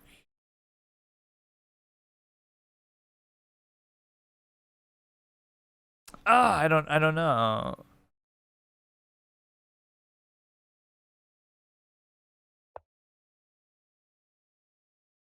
I can't, see, that's like you're in an offensive master position, but I can't figure out how to do anything with it, right? So I'm just screwed.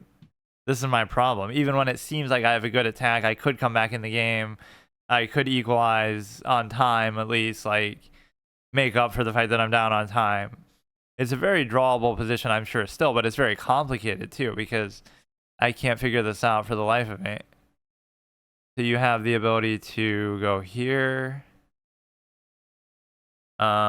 This is very confusing.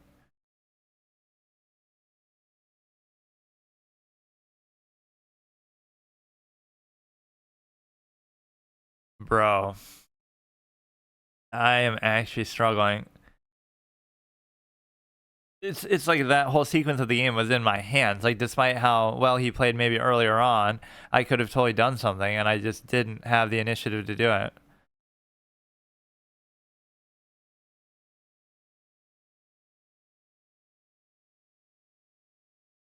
My king is in a weird spot, which probably could bite me in the butt later, but I don't know, really. So they're going to come to here. It's all so predictable.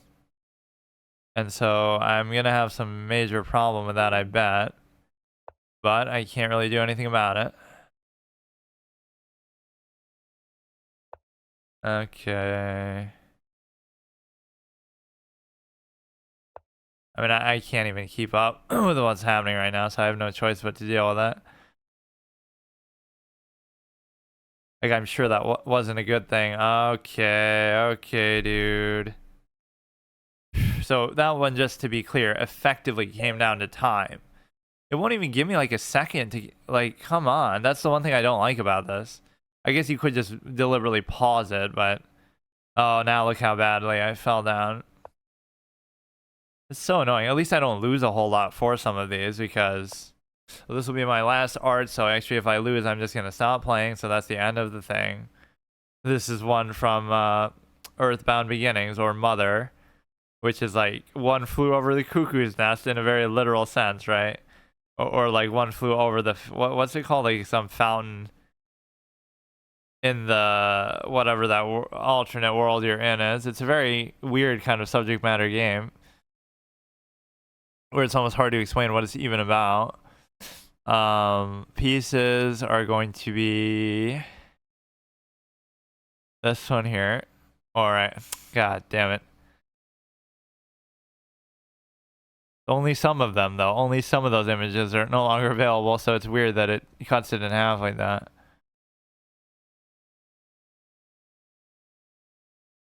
So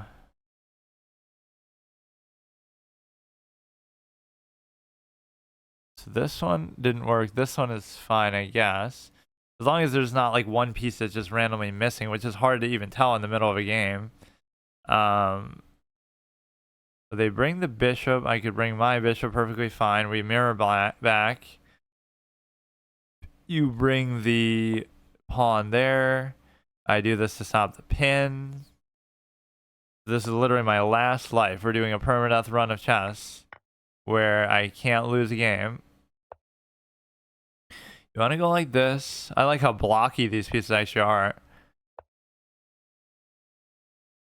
But this can be a little confusing. Like where my pieces are white, but the circle around them is black. So technically, you know, you're looking at white and black at the same time. So the piece itself is white, but the piece is black, but the cover is white. Like that little outline can be a little confusing. You have a situation here where you're able to basically I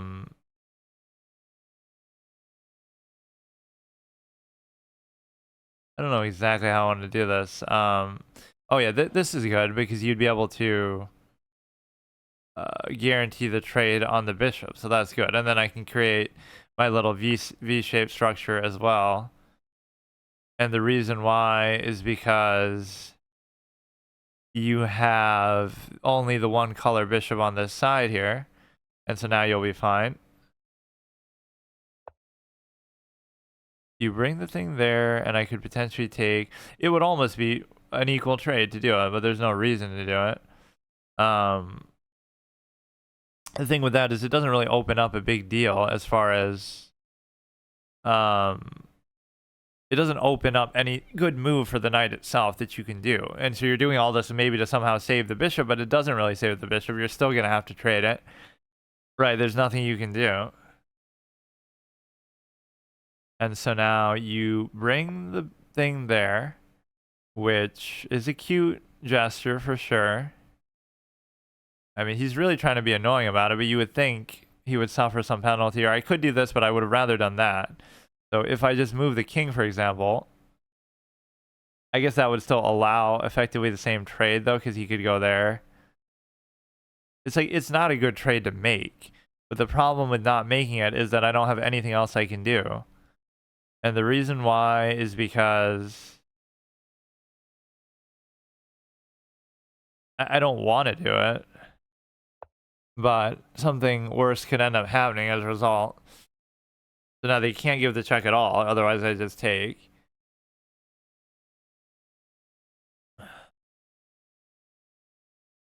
I'm going to end up doing something weird by overextending. This is always what happens to me too. Like, I'll be in an okay position, but then I'll be in even a good position, but then I try to press it and push it, and then I end up losing because of that. So now I can't take there, but even if I can't take there, it's a case where he's just being annoying. Like that's probably still a good position for me ultimately. What if I go all the way back? Now they're going to do some crazy sack play, I bet, and just win the game because of that. I don't know how exactly.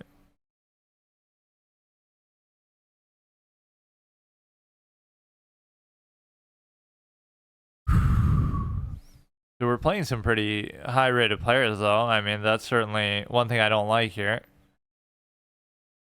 So you could do this now, and if not for that, it would have been good. Now you're in a position to where you really can't move the knight. There's not really a whole lot of crazy trick plays and stuff you can seemingly make. What? Well, I'm just a moron.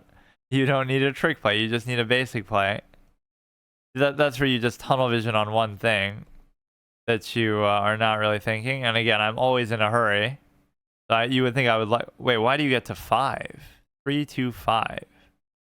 Yeah, I should probably just stop. In fact, I kind of have to stop. Because you know, I don't have any more of the R's. I don't really feel like doing this. Let's see if there's another one. It doesn't seem to penalize you really for quitting out like that. If there's one that's like 1700 or less, I wouldn't mind doing that, but when is that going to be? 1550, so that'll be like 3, so maybe I should take, oh no, wait, that's even later. Ah, this is so annoying, bro. I just wanted to have like one good stretch. So right now it's like almost 3, right? It'll be at 4 o'clock. So maybe I'll play a couple more games. I'll take a break. I'll play a couple more games, and then I'll wait for this one, and then that'll be the grand finale, right? Because I want to do one that's actually a little more of a controlled environment. Because all these have been, much higher rated players, even though I did lose to that other guy. Like the 900, like some of these matchups I just can't explain, but let's look at some of these. We'll try to analyze everything. The point is, I do like these tournament formats. It's effectively the same thing as playing random people anyway, but they might be a little more try hard or something. And I'm just being like very impatient with everything, which is unfortunate. With the opening, when I'm up, I don't have the patience to figure stuff out. Like, people are a lot better than you realize, or can be a lot better than they seem like, but it's a question of effort. Like, do you really want to sit there and think everything through? And so that's where time becomes just a net factor, like a net resource. If you use it judiciously every game, you're going to play at a much higher level, but nobody really does that. Even good players don't do that. They'll take forever, and they'll just, or I mean, they'll rush through the opening, they'll move super fast, and then make a mistake. All right, so let's see what we have. I won a couple of those games in a row. In this latest one, that was pretty good, right? We won that, lost that, lost that. Like, are any of these going to be on like my highest rated victories ever? Because it feels like some of them almost could be. This guy, December 4th. Right, because, we haven't typically played that many high rated players, so anybody we beat could be added on there.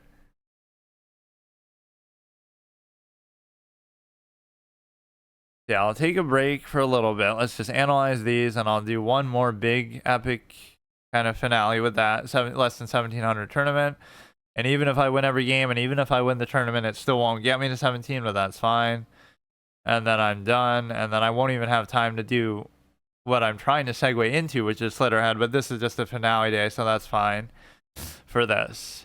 So then every day from now till the end of the thing, to the 15th, I should do that, which I don't want to rush through it either, but I really just didn't put the time in that I needed to. In fact, I've only played it once. The point is to make like a full regular series out of it, and I would have done it if not for the controller aspect, that it tells you to use a controller, and I felt like using it, and I used it in the first session, but it's always so uncomfortable, especially when I'm doing these shorter sessions. Like, I'm playing for an hour before I go to bed, so I don't really want to deal with that and set that shit up, and I don't know, it's just uncomfortable. I'm actually going to basically quit out of a tournament here, which I haven't done, just because I don't think there would be a penalty for it. Like, I can acknowledge I'm not going to win, and it puts too much pressure on you. Like, it won't even give you like a millisecond after a game before it immediately starts another one. Daily Rapid Arena. Yeah, see, this guy lost 19 too, which I don't know why even. He's sort of semi-provisional, but he really doesn't seem like it. So he messed up in what was effectively just a pawn king, and not even that he messed up in the endgame, but that he allowed it, and it was fairly obvious, I guess, that would happen. So I love it. Okay, this one we lost 1842. I mean, at least some of these aren't really costing me all that much rating. Like, my net rating change was relatively minor because I'm gain 7 for a win, then I lose 3 and lose 2 and 1 or something for losses. So if the rating is that skewed, it ends up being fair because you're not losing all that much, at least for your trouble.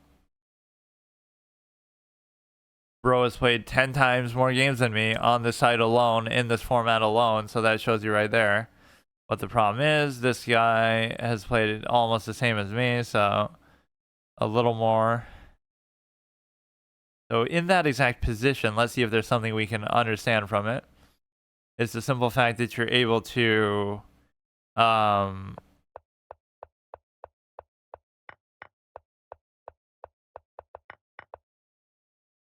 they make a blunder here, which is what you're supposed to go here, then they go here, then I go there, which again, that's what I was trying to do the whole time.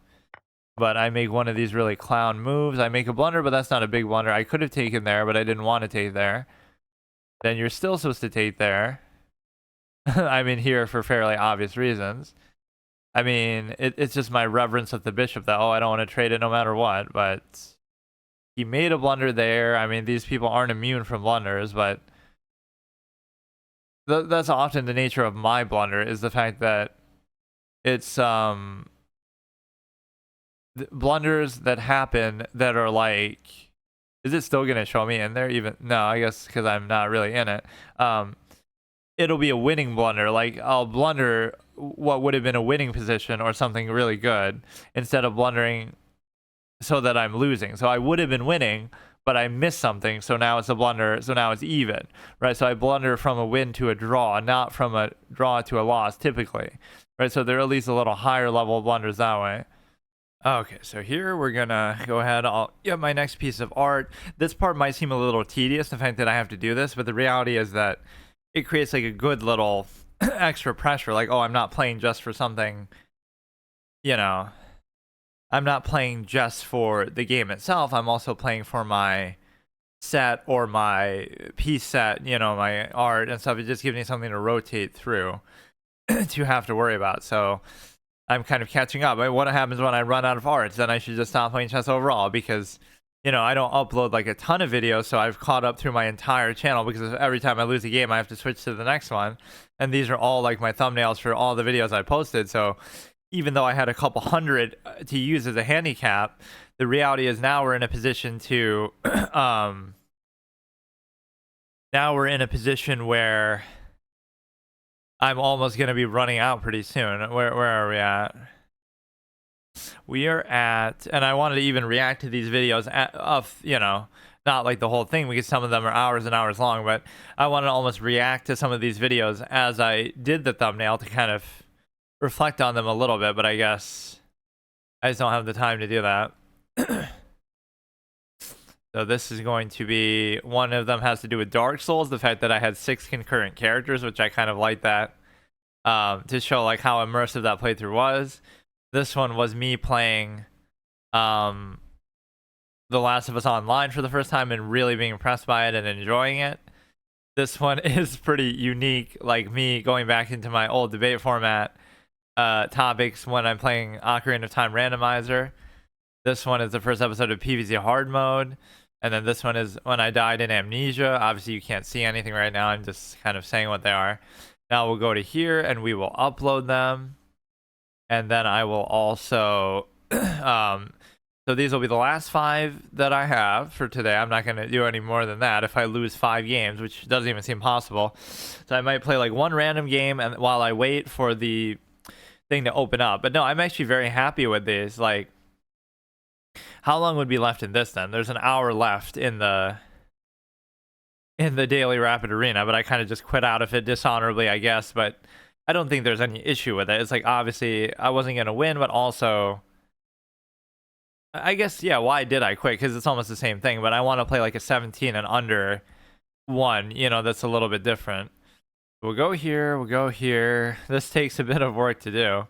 I guess I don't have to do them only in sets of 5, but the idea is it shouldn't be like I'm losing games that much that, you know, so these should last a bit longer of time, but so yeah, this will be the Dark Souls one, where basically the whole story behind it is, it's me just sort of recapping my playthrough, which was on my old channel, which unfortunately I don't have any or probably much video off. I don't know if I have a little laying around somewhere, but it's where I basically was able to, around the Anne Orlando split, right, midway through the game, I decided, oh, I want to go through every single character, or like I made my own character classes. So like I make a rogue who can only use dexterity, and I make and only use like certain weapons and stuff. So I made all these different rule sets. So then I picked like a certain boss, right? Like, oh, I have to go to you know, it shows you like the Duke's archives, and it shows you the catacombs and stuff. So I made like a split where I got to that point with every single character, and every single one has like a play style. They can only use certain weapons, like only the tank can use his shield, and they can only get vitality and stuff like that, right? And they can't use two-handed weapons, etc. And so I made like my own character class, and not only did I do that, and it's also a first playthrough, but I made it so that every first encounter against one of the 4 major bosses, like the lords, right? And the only way I would know that is that the way it shows you, like in the cutscene, that, oh, you have to go to the Duke's archives, and you have to go to this place, the catacombs, and you have to go somewhere else. The only way that I knew that was because now I'm like, oh, each encounter of each area should be done with one of these different characters. So the first time that I beat the Bed of Chaos, go to the fire area, has to be with the Pyromancer, and then the first time I beat the, you know, Nido and the catacombs has to be with like with the sorcerer. So everyone had like a first shot at each unique encounter, and then eventually I was going to beat the game with all of them, but I never even got around to doing all of it. But that's such a fun way to do it, because it's like some sort of a middle game split experience, right, in which you're able to you know, have you're able to have all these branching paths in which you're able to where is it here? Less than 17 and 32 minutes. Adolf Anderson. Attack, always attack. Well, I obviously never followed that advice.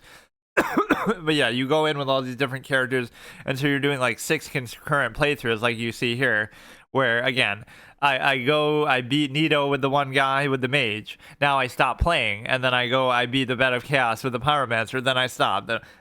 You're trying to balance it out. So your first encounter with each one is the first encounter for each one. So it's like, I guess it sort of counteracts the whole notion of too, like, oh, you're overpowered by the time because you beat the other 3 lords. Now you beat the final one, right?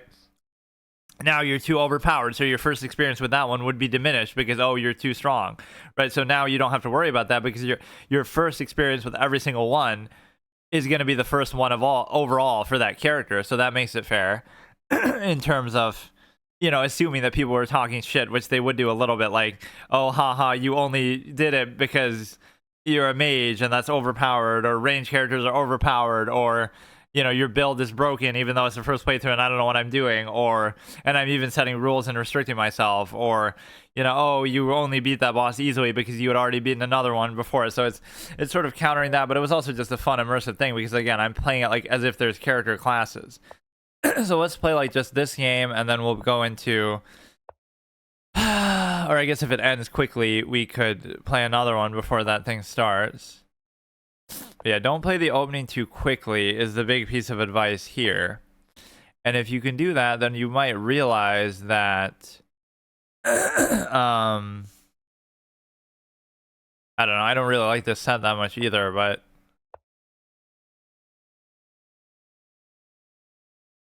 they didn't develop the ritual much at all. I don't like that move, but it's supposedly the right move, because every time I look at, you know, whenever I analyze my games, it always says that that's what you're supposed to do. Now, doing this isn't as effective because of the stupid ass. Well, I guess it kind of is, though, because you already have that there in terms of the in terms of the simple ability to have that already be open. But then again, that kind of favors them, I guess. What if you go to here? Is there some way you can attack it? This is what I end up not really liking. Like, I could go here, but then you'll go there, and then it's a bunch of back and forth kind of BS. So maybe I'm not worried about it yet. I always get confused more than any piece as to where to move the queen, because it sometimes just, you can't be too aggressive with it. That was probably a bad move because the knight probably wants to go there.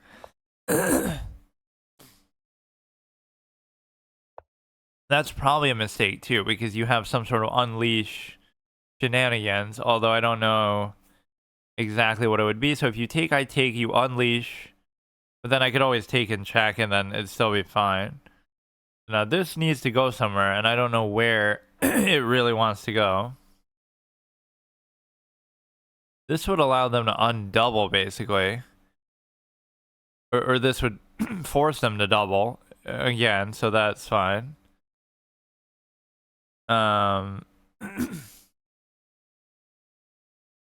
I would have, or I'm surprised that you did that, but why wouldn't I just take? You just gave up a pawn for nothing. Or you would have been able to double the pawns, I guess, either way. So now we have the diagonal open in a way that wasn't guaranteed to happen because they could have just done that. And sure, it might have been an easy target going forward. You got to pick out like these minor little weaknesses, but they do that, which is no significance at all, really. So they do that. Now we get to go and move this, which I really don't like the idea of doing, but it's sort of inevitable for now.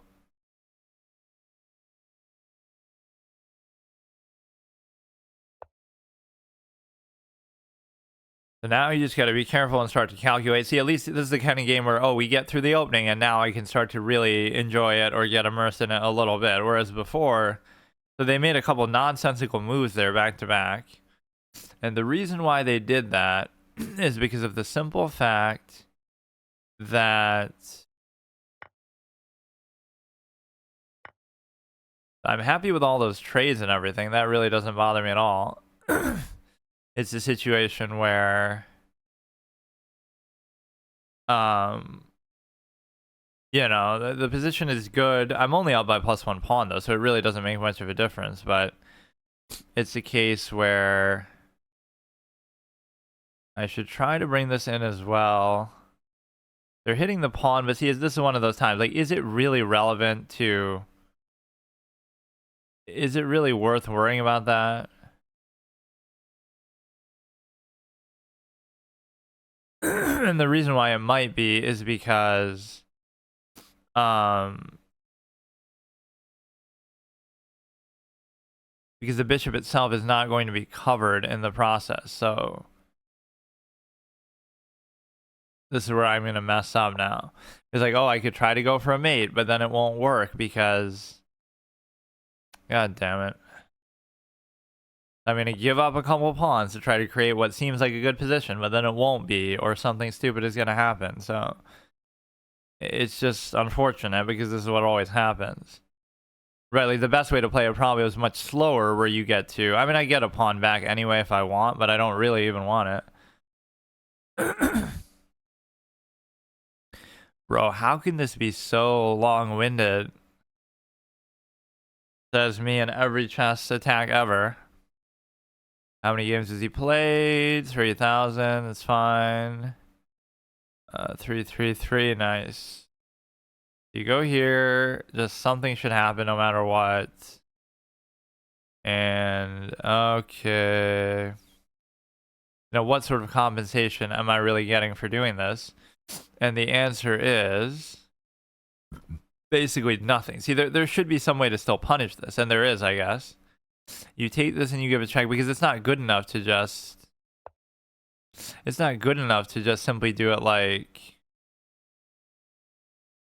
You know... It was such a good position to just simply trade the queen. It's not good enough. Now, I hit this, you hit this, I hit this, you hit this. I need like the queen in on that action as well. We have this. You can't even raise this. You could take this. You can't take, but you could take with the queen. But then I could still take. So I could take, you could take, I could take. Wait. I could take, you could take, I could take. You still can't take. That's one idea at least.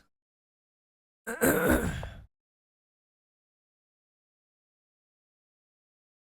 seems almost just like a delay the inevitable type of move that doesn't seem to have any impact at all unless I'm missing something. So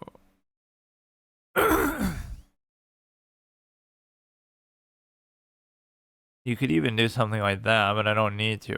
I would take, you would take, I would take, you can't take.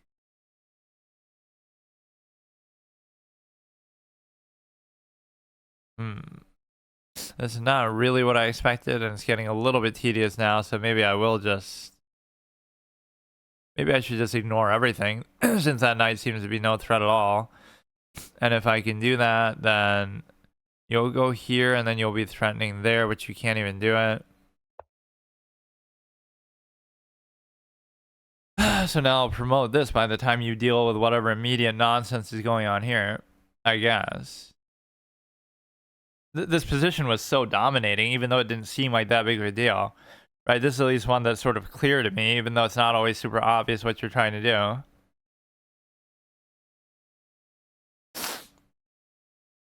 Evoke my Dark Souls hard mode self, even though it took me 7 hours to beat fucking Calamite. So we go take, can't take. I mean, I'll just keep going. Like, what can you do in this one next move to stop it? And the answer is there's really nothing you can do.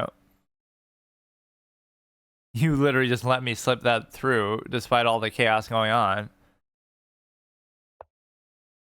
You give a check there, you take there, you check there. Is there like some sort of endless check chain that you could actually give?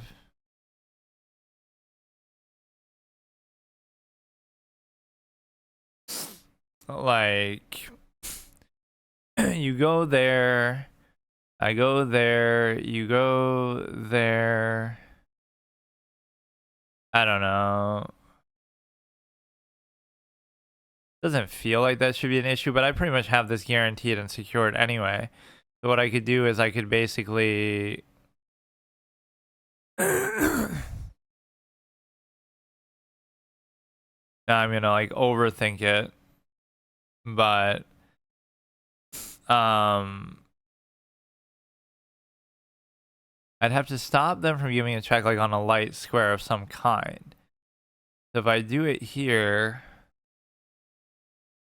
that just stops them from giving the check at all, and I'm threatening. So that should be probably pretty worth it. So now you can't give the check, you can't give the check, you can't give the check. And then this should still be secure because I don't see how you're going to get to it in time. So that it was such a simple promotion path. That's kind of a good level of creativity just to even try to do that. Like, I'm trying to attack, and it doesn't do anything still. But then you get this. So now it doesn't matter because you got this. That was pretty cute.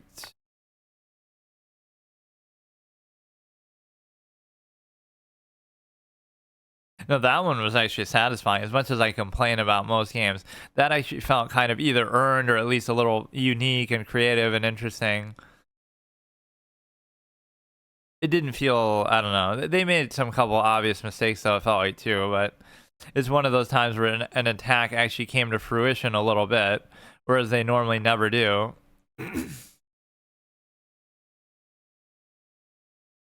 I don't really even care about the bishop too much. I just don't want to let him get a stalemate. I don't want to over promote either, but just fucking, it's fine. Okay. So let's see. That didn't take too long. So how long do we have left in here? Wait, we still have 20 minutes. Really? I'm the highest rated player in here so far. Less greater than or equal to 20 rapid games, less than 1700. I guess I wouldn't be able to do these if not for that, because there is no like less than 1800, less than 1900. At least I don't think they specified that much. Yeah, that game was at least somewhat enjoyable. And see, I'm always objective. It's not because, oh, whether I win or lose. Like, there's plenty of games where I win that aren't fun, or that I lose they can still be interesting. But we're just at such a stage that everything is like attrition, and it doesn't really feel deserved somehow. Yeah, what if I get to over 1700 here in the amount of time that it takes for the thing to start? Chess beginner. I'm something of a chess beginner myself. 111 games. I don't know what I don't know what the deal with this is. Like, what am I supposed to do with that? I'm self-pinning for immortality, like ding, but it's like weird. So that wouldn't even help me though. If I do this, you do this, I can still move it, even though I don't want to. We do this, we get a bishop diagonal here, and I'm not the biggest fan of it, but that was fine. Then we go ahead, we castle, and then the whole pawn structure is going to be a little bit off here. Actually, I'm not sure exactly what to do about it. This is one of those slow sort of moves that is unbecoming.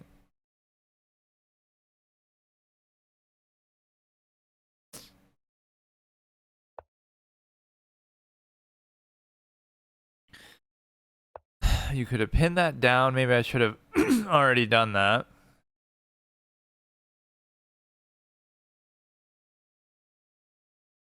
Sometimes I make too many like preparatory moves in which you're able to like, oh, I'm doing this so that they can't do this and blah blah blah, and then there's no need to really do it, but then I waste some moves trying to do it. You go here, I can go here. I don't even have to, but it comes down to whether the knight is going to do that or not. Like whether the knight was covering that, which this isn't even where I want the bishop to be, or where I want the pawns to be. I want it to be like, I don't know, on all the dark squares, but you get out of there. I don't know what's happening. If I do that, then you'll be threatening that, but you still can't take it. And then you have the ability to,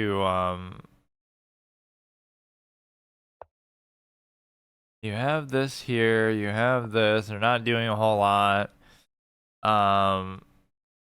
Seems like a reasonable position, but they're gonna try to do some cheeky, cute little unleash there. Which again, I don't mind that. I just mind the fact that, I mind the fact that there's nowhere clean for me to really go. Is really the issue. Like it's just awkward. So they could sack, I could take, they could check, and then they could just mate my dumb ass, I bet. Right, that's how clear and obvious it could be. And of course they have that as well. And so the way to stop that would have been to maybe just go like this, which is no longer even really relevant, but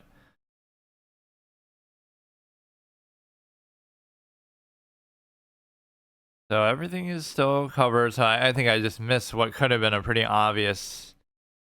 I mean, I guess then you just don't take it, but that is sort of like a forced sequence because then once this is here and you check and you go back, or maybe you go above, but the queen comes in and it's just pretty much over. You attack the knight, and you can obviously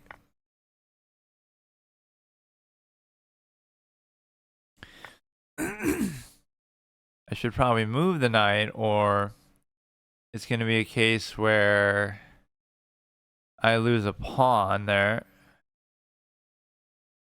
because that one is going to be unprotected. And so somehow you could do this, but they could sack the rook and then I take and then they take. But there's some of these claustrophobic queen positions that happen that are really unpleasant. I better just move the stupid ass knight. Okay, bro, fine, fine.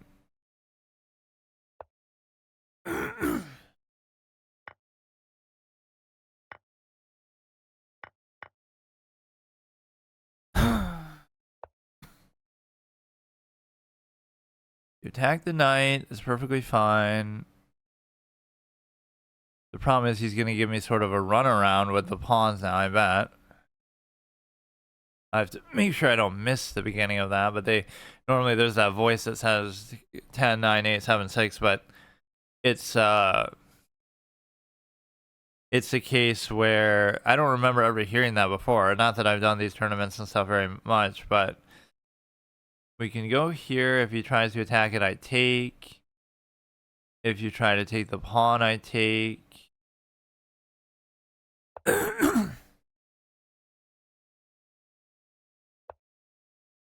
You're sort of self-trapping yourself now in a way that could be good because you can't take anything aside from that.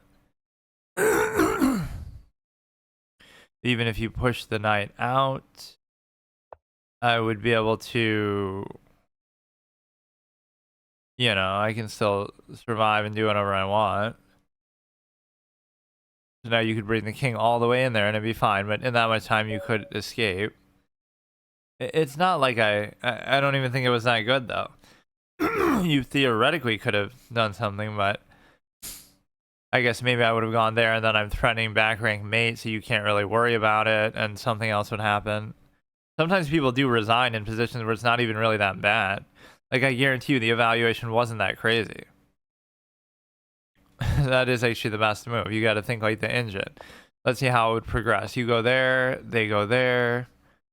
You go there, they go there. You go there. It's not like the rook can't escape, though, so it's not that big of a deal for that. How much time do we have left? We have 13 minutes. We could play yet another game. Okay. Get over 1650, and then I have to win like 10 games in the thing, in the tournament, to be able to get to 17. All these sort of move order type priorities are always just so boring, though. Like, oh, I make a mistake because I made the wrong move. I made the right move in the wrong order because it's all part of opening theory, but you forget the exact sequence, or you never knew it to begin with if you're like me. So it's not very fun to have to worry about that. So now you go here, and then you get to, I don't want to take that. I want to go here. If they take, I take. I'm generally pretty happy with that. If they don't do it, then I guess I could do it. I mean, almost like I'd rather do it like this. So now they're almost compelled to, because if they don't, then I could double take. So now you have to take, or at least move it. And then you put this up to here, which doesn't bother me too much.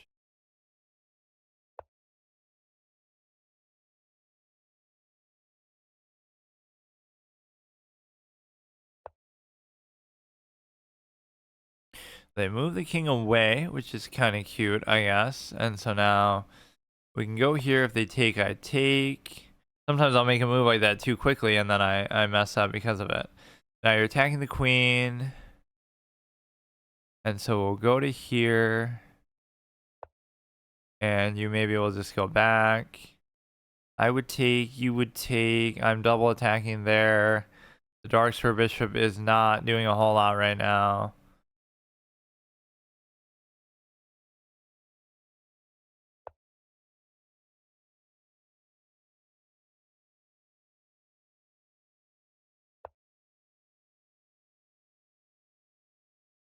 Now, it's, again, all about the move order, I suppose. If I go here, then you go here, then I go here. But you could take with the pawn, but the assumption is you wouldn't want to take with the pawn. Now, if you go, I take, or I guess not, because... What? I guess it just made it look like something was happening, but nothing really happened. So yeah, let's try to open one of these, and you get to... I don't know if that was worth it or not. You're going there, you're going there. I don't know.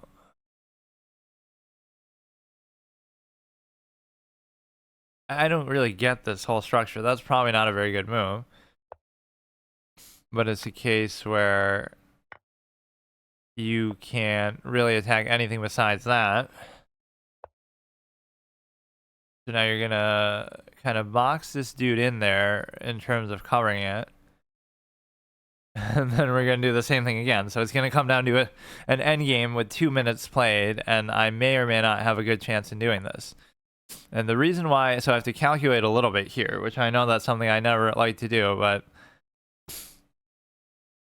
the thing is that, for example, even this pawn alone, well, it depends what he's doing, though. He would take, I would take. He would take, I would take.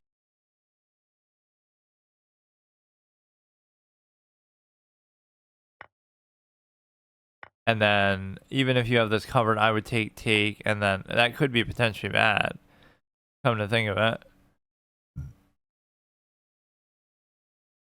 Like, you got to think, can they come through here? And the answer is, he could come through on that basis. So what if I really don't know. That would be bad because you're giving him too much of an opening. That would be bad too. So that move maybe wasn't that good. So he would come, he would come.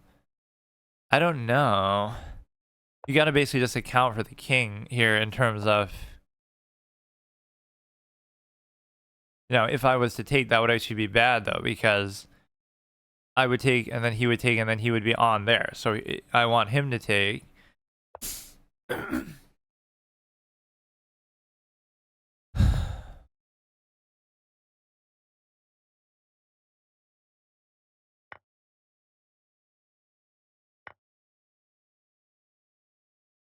Would I make it in time? And the answer is I would not. Oh, wow.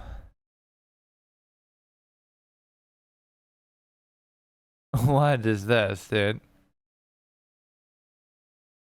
Or maybe I would. Now he's forced to take that, but it'll give him such an immense advantage that because he can't afford to just ignore that, or maybe he will. 1, 1, 1, 1, 1, 1.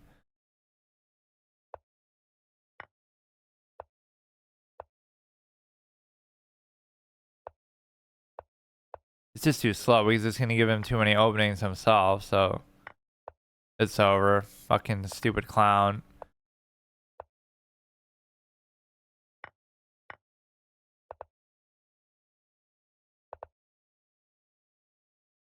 Bro.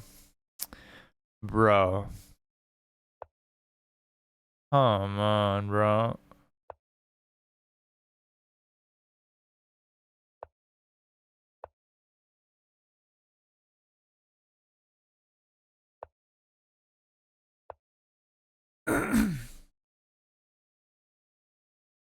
I mean, you know, it's just too bad. It's too bad it ends up being like this. That's fine. You can have it. Let's see how long is left before that. It's always the dumbest ways that either you win or lose. It's almost like chess is just a dumb game because it's so unsatisfying and it's so like, it's some little minute thing and I'm trying to even force the end game and like rush it to that point. Like, it's not like I really think what I'm doing is that good. It's just, okay.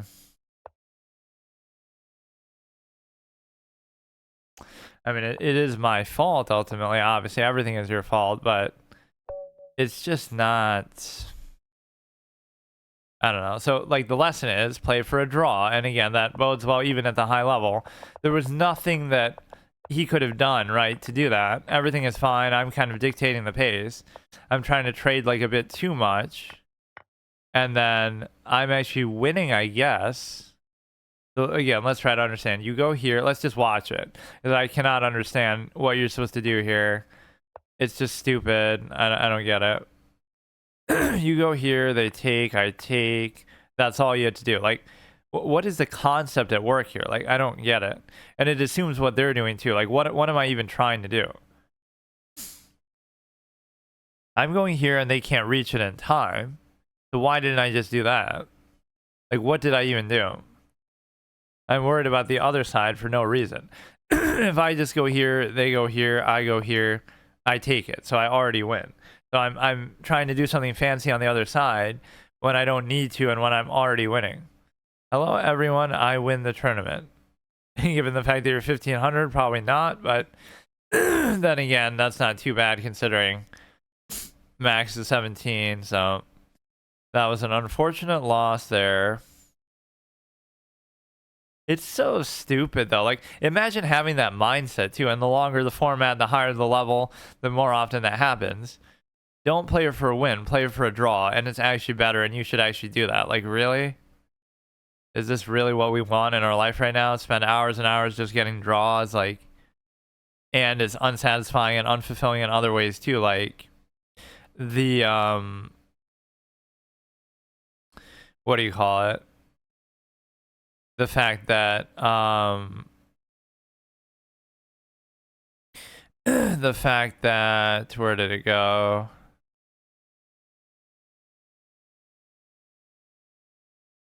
Wait, I can't even find it now. Oh, here. It's the simple fact that you're able to consider that, again, it's unrewarding in so many ways, but whatever, dude. You know, that doesn't really constitute as an excuse as much as it does a preference. Like, again, you have to really enjoy it, and it's like what's unsatisfying is the lack of an outcome, right? No matter how good you are, you're still taking advantage of certain certain problems with respect to thematic world. What does this even mean? Trying to tackle the same position. Oh, really? That almost seems like a fun idea. I almost want to play one game like that. Maybe we can do it quickly before.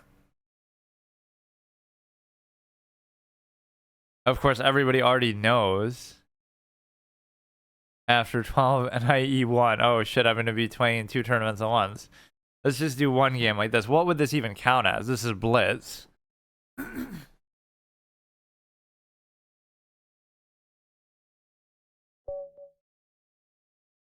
Okay, we'll do this while we, so I'm black. Or no, apparently I'm black when I'm going first. Of course, everybody's going to have remembered this position anyway. Not that it'll go exactly, they just had a fork, I think.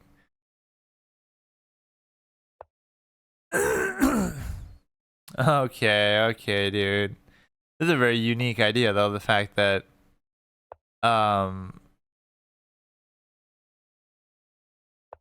you know, you would play like, I was wondering how that would even make sense, because then everybody would just copy the same move.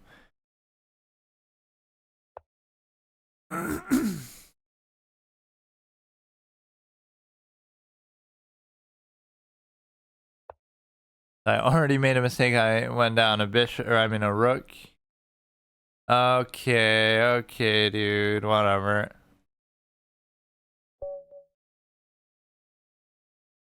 I almost wouldn't have minded doing this one, but we won't have any time because this is going to bombard me with one game after another. There's certainly never any shortage of it. Let's do another one, though, quickly. Thematic World Chess Championship Game 8. If it was truly thematic, then it would end in a draw, so... But yeah, 27. You need a 2700 to do this. Like, yeah, I like this guy who's like a 19. At least you're, you know, playing above your rating here. Above a 2500. Pairings are now closed. Oh, it's just about to end.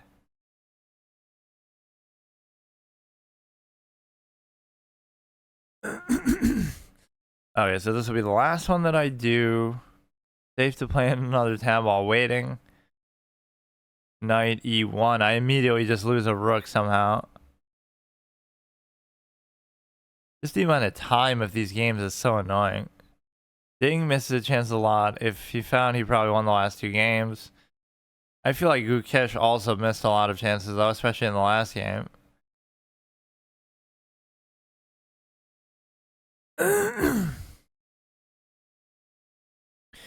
So how many games actually is that? So that's like when you're on a win streak, you get the 5s there. I thought it's always 4 though. How does it vacillate between 5 and 4? 5, 5, 4. 9, 8, 7. The Shark Fang. We give credit to that one 1900 though, who is in the running, even though there's like 2500s below them and stuff. Maybe they just joined later or something, but... Okay, let's try to... Wait a second. Did I change the thing or what? The, no, I can't remember when I used what art. I played 2 games. I guess I just changed it once when I lost that. I don't count it for all the Blitz games and other stuff. Let's go here and then we're able to...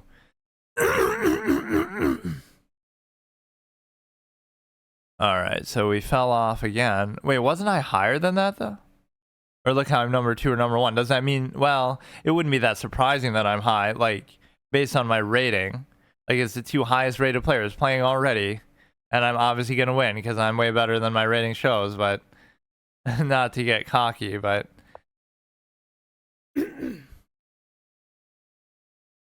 That means I should be the favorite to win the whole thing because, I don't know. You gotta make sure I don't take too long with developing here, though, because I often have been doing that. Or he's gonna make some crazy kingside pawn push, which is just utterly stupid to do, but that's how some of these people play. He only played 59 games, though, for what it's worth. You have this is a little cute thing. You have the ability to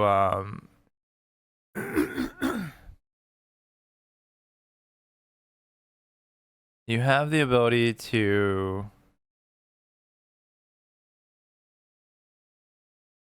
how is somebody already winning? Like, what do you mean, dude? They're like win trading or something? I assume it considers us 1 and 2 just based on our rating, right? That we must be the highest rated players or something. I don't know. You would think there'd be some 1700s or close to it.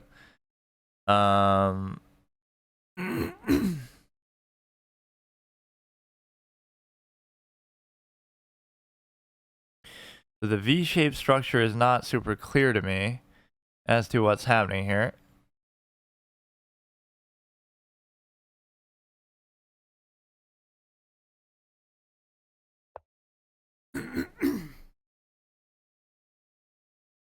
That seems like a cute play, but it probably doesn't do a whole lot. Yeah, even if I win every game here, it doesn't mean that I'll get to 17. In fact, it means that I definitely won't, because this is only an hour-long format. But I don't have all day to do this, so this is the last thing I'm going to do. But I will say, I've enjoyed this for sure, and I wouldn't mind doing it as some recurring format. So you're here, which means you're going to double attack that somehow, because if I do this, it's going to be a trap somehow. Or wait a second.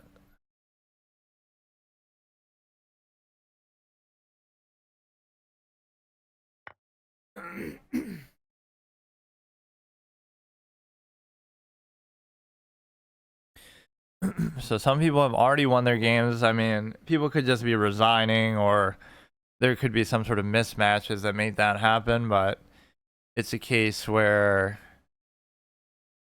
See, this is more of my style of play, at least, though, where you get to... I mean, this should be... Oh, no, no. I mean, you could just do that, or I guess not. It's a little awkward. Take. So I maybe got a little overzealous with that. But you could do this to at least force the trade. But it would have been better just to do it, period, because obviously, you know, you could have just done that. So what if I don't want to be lazy about it. Like, there could be something better, but there's probably not. So you just do this and you trade. And even then, he can, like, open the king and possibly do something good there. But I got a pawn out of it, at least. And I could have potentially gotten more.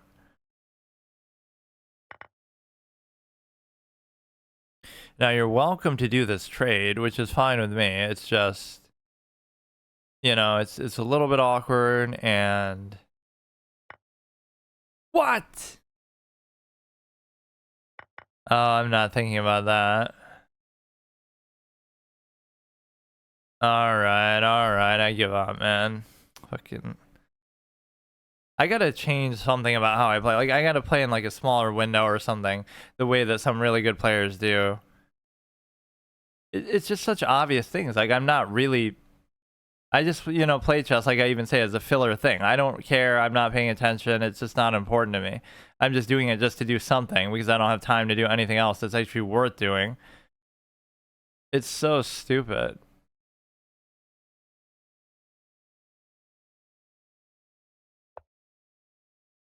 Just play it like this. Like, this is a better visual feedback for it.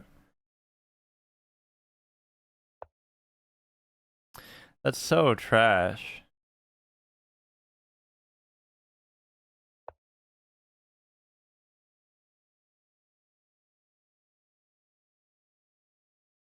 Fucking almost keep falling for that every time.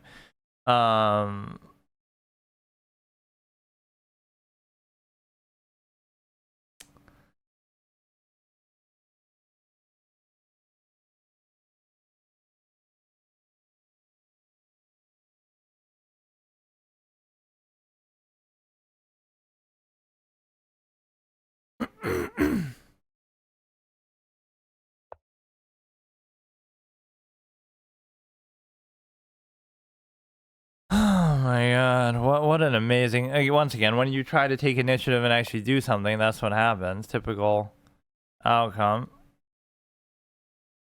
So you don't want to allow him to amass too much material here or too much of an attack. You can go there and then he attacks it and then I can't save it.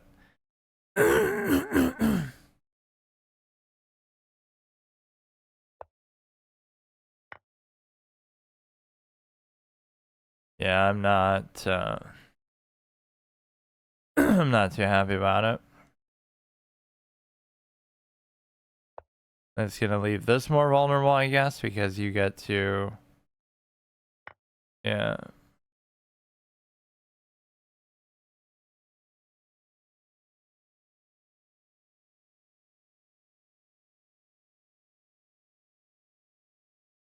I don't know, maybe there's some crazy mate that you can do here, but I don't see what it is.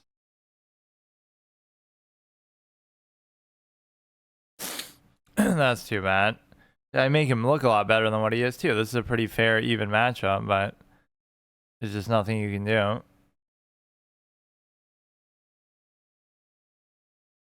It's all part of my plan. I swear, I was trying to sack everything and fucking...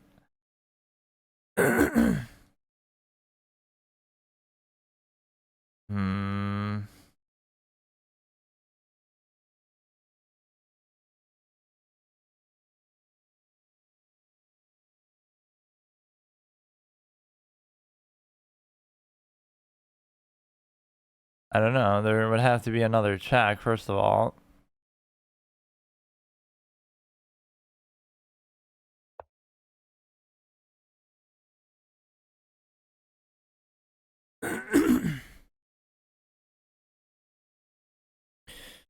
So if the bishop wasn't there, that could have been potentially good.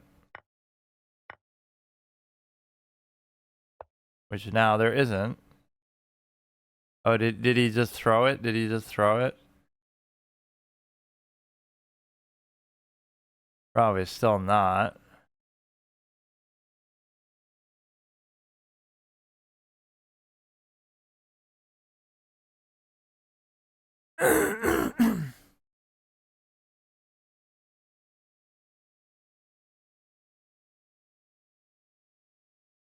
Bro is +8. Like, come on, man. Okay. Okay, let's just get it over with. But no, I'm gonna be salty and waste this guy's time because, you know, but not really. Like, we'll still play it out. That's too bad.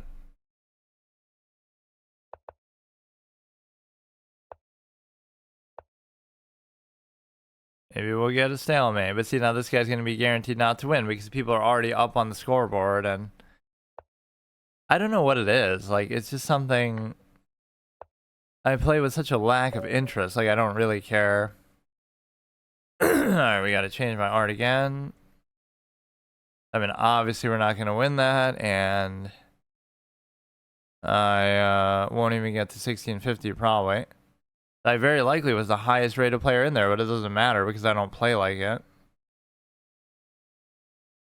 Right, at least in the less than 2000 one, you can always make an excuse like, oh, I'm getting farmed by better players or something.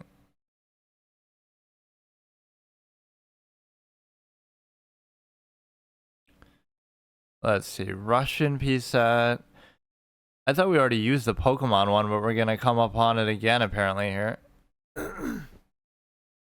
Yeah, that was an inexcusable kind of game. And again, I'm initiating something, and then that's just how I always play. Like, I'm expecting there to actually be something interesting or valuable or good that you can do, but then you realize, oh, there's just not because of your opponent or yourself or anything. It's just like, that's just how chess is. Like, if you think there's something good or easy or obvious, it's just not there. There's no such thing like that, which you could say, oh, that means the game is so complicated, but it just means that the game is sort of stale in a way, like, because when it's at such a low level too, you would expect, oh, maybe you can do something, but you can't. You can't do anything ever. You shouldn't even bother trying. Like, don't even fucking play the game. It's just a boring game, and the sooner you realize that, the better you'll do, because you'll have to study on one hand, but you'll also have to play in sort of a drawish, stale, repetitive, boring way that is inevitable. You go here. You can go here. I'm not too happy about it. Like that, this was a perfect opportunity for me to win the whole thing. If I had won that one, I'd still be behind though, honestly. Because you're in a position to... You could actually sit here, and the reason why is because there is no pawn to push it out. So what is the standing compared to? Is that the guy we just... No, but it couldn't be. It couldn't be because we just... That was their first game, wasn't it? The thing just started. Yeah, wait. Yeah, that's somebody else. Knight Slayer. You go back to there, we go to here, so this is fine with me. You can go here, they would take,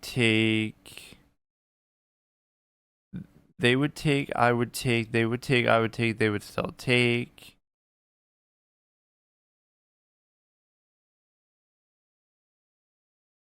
Or no, I have the bishop cover there as well.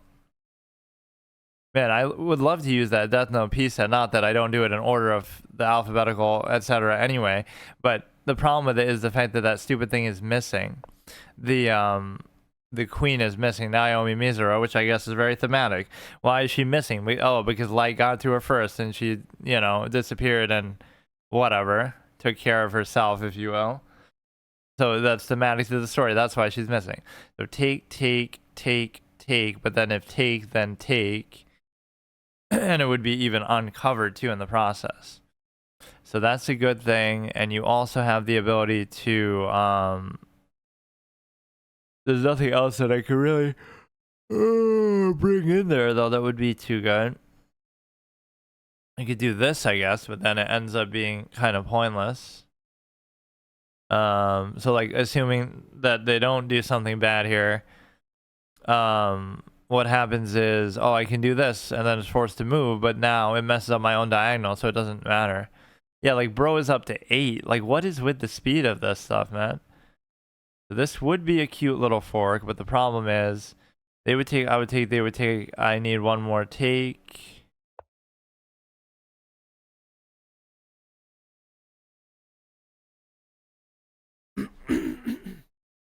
And it's certainly out of the question for them to try to take it with the pawn, though, still.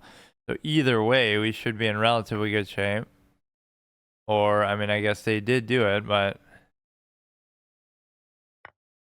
Okay, we're still in the same general position, regardless. And so now, you have to consider the fact that you still can't move the knight. And you also... How are they doing this so fast, man? These are just random people. I can't blame you for winning every game, but I can blame you for I can blame you for basically winning this quickly because I'm shocked by that. So this makes it almost a little bit too easy for me. That was maybe a very bad move they made. And so it's a position where this is problematic for them no matter what. I mean, they're a mere 1400, so it's almost not even fair, and I certainly would not be allowed to lose to them, even though I lost to like a 900. Was that in a rapid game too? Because I would have probably lost a lot. I don't remember how much. It didn't actually seem like that big of a deal, actually. I don't know what happened here. Because as much as I would like to do that, I can't do it now, apparently. If you take, I take. You got to realize that about chess too. Like when one threat doesn't work, you got to go look for another because it's not always going to be that obvious or straightforward or easy. So you can't tunnel vision on one thing. You have to kind of go from one to the next and keep switching around and, don't get discouraged when one thing doesn't work because that's just always how it is. Okay, well, at least we'll get one win here, even if it's not a very substantial one. You're threatening the fork and you're threatening the pin with so many attackers on there. So again, the knight being a major, massive liability. So nothing makes me more upset than when the knight's a liability for me, but nothing makes me happier too than when I get to take advantage of it too on the other side.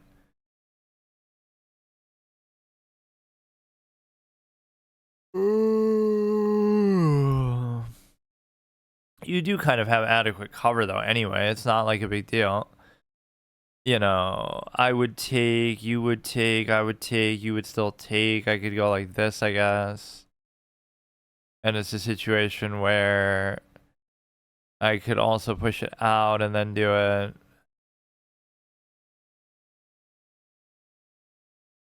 You've got so many things to worry about, right? Like the fork, you had the pin, you have all these basic things at work. So this is actually kind of an instructive game either way, because it's like you're doing all these minor things, but yet they're still having a certain amount of impact. Now that was an interesting play for sure, even though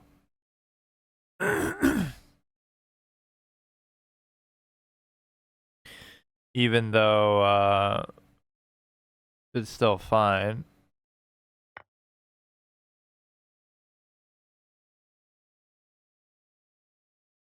Arguably that was the wrong one to even take, but they could take another pawn, and there's also threatening the bishop, so that maybe was the no, but it's still covered. And then you have a position where, so in a way I almost made a major mistake. I didn't really realize they could do that, or that they would win the knight as a result. So even as I'm making fun of their knight being a liability, my knight returns the favor. Just they're almost competing to see which one is worse here.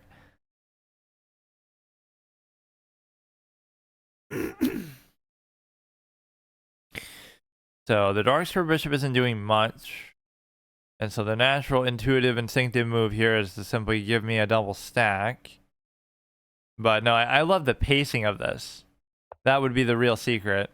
Not just to win the game, but to win the game in such a way that it's quick. Like, you gotta rush and you gotta, you know,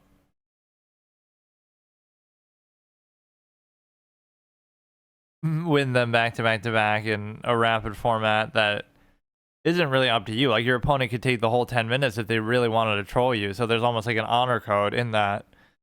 But it's a situation where,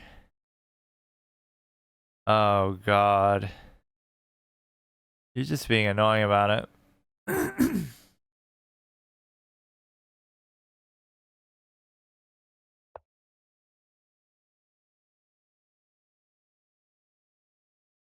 That's just like a cheeky threat. You could certainly take to here.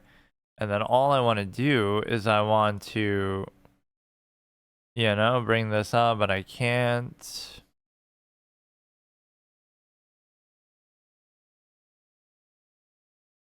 Now I'm going to be tempted to like sack something, but then I won't be able to. How is it this difficult? Like, there's got to be something here. This is the thing about chess. Like, there's always got to be something, but I don't know what it is. So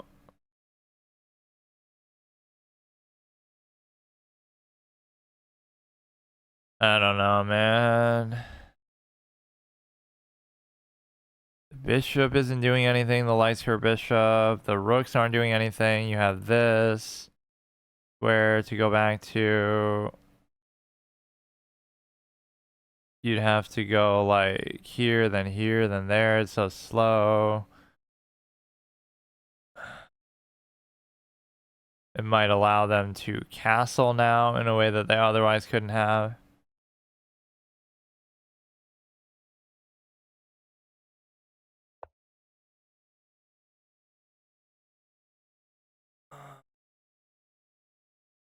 It's also going to leave my light square bishop hanging. Like, this is what I just hate, though. Like, you'll be in a good position, and you could win by attrition or guarantee a draw or win by time and all these other things.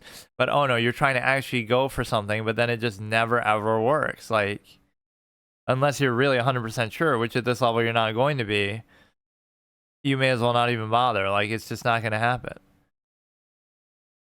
This Darkster Bishop is totally useless too.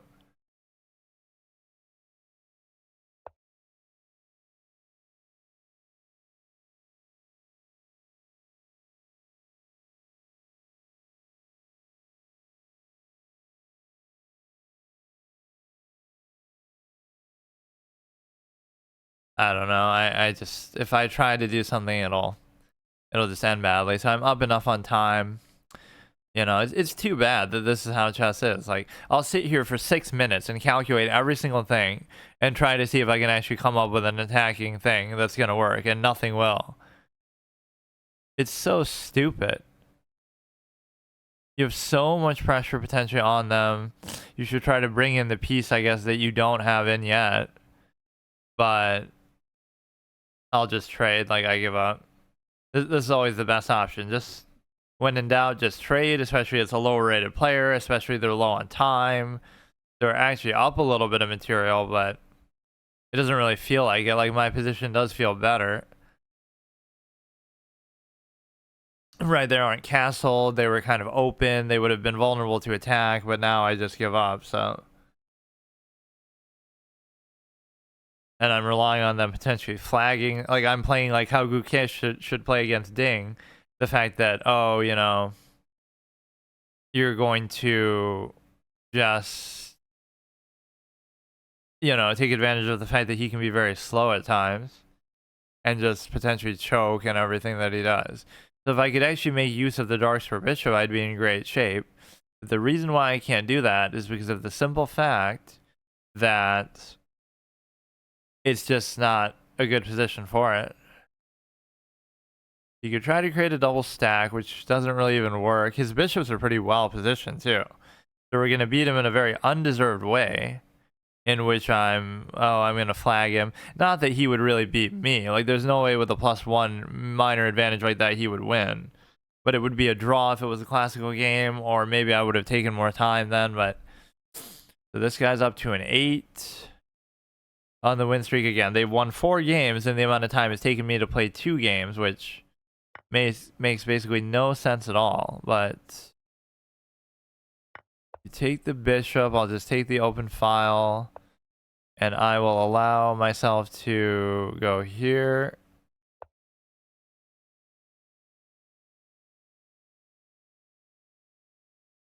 I still can't go there though, because obviously it's so tedious, man. Like, I guess I'm just like an entitled chess player that I expect, you know, something to always be there. Like,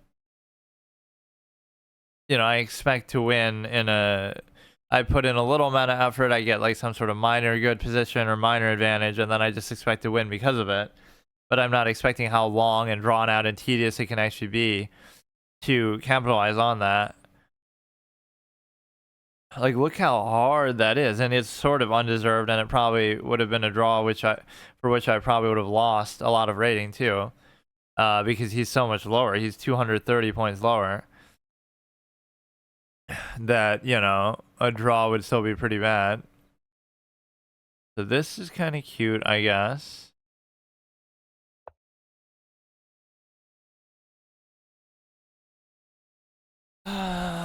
Or now, again, any mistakes they make now are just going to be a case of,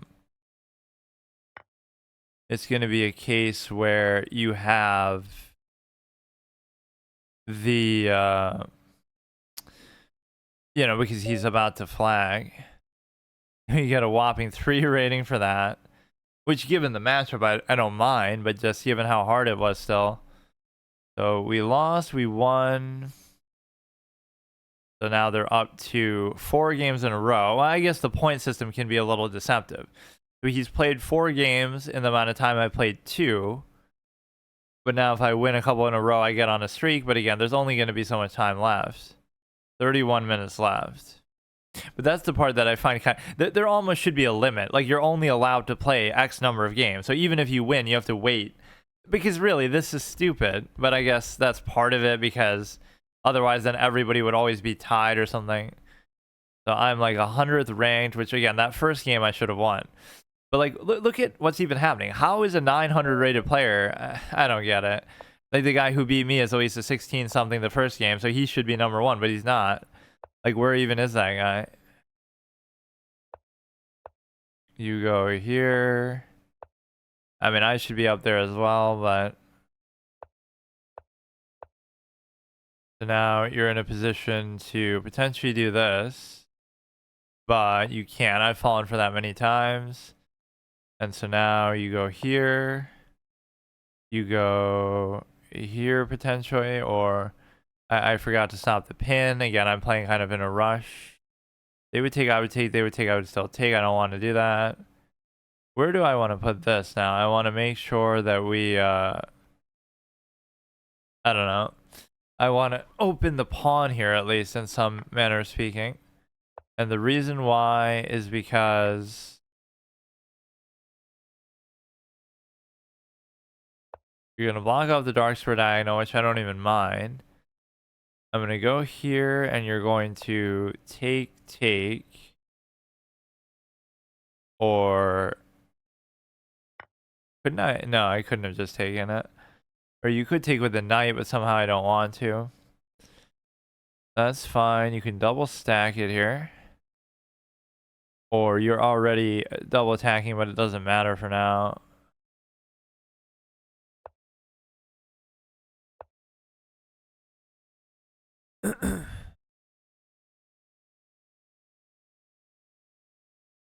I technically don't have to immediately react to that, but this is I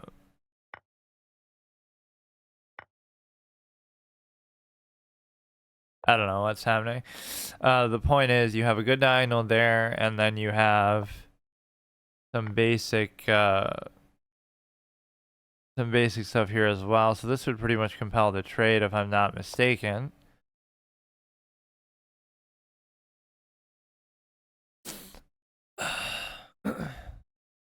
This guy's 1536. I mean, I like this kind of format at least because you have this feeling that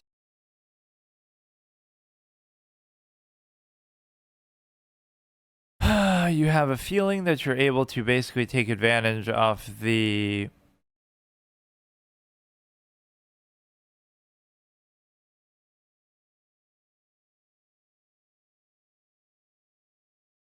you can take advantage of the fact that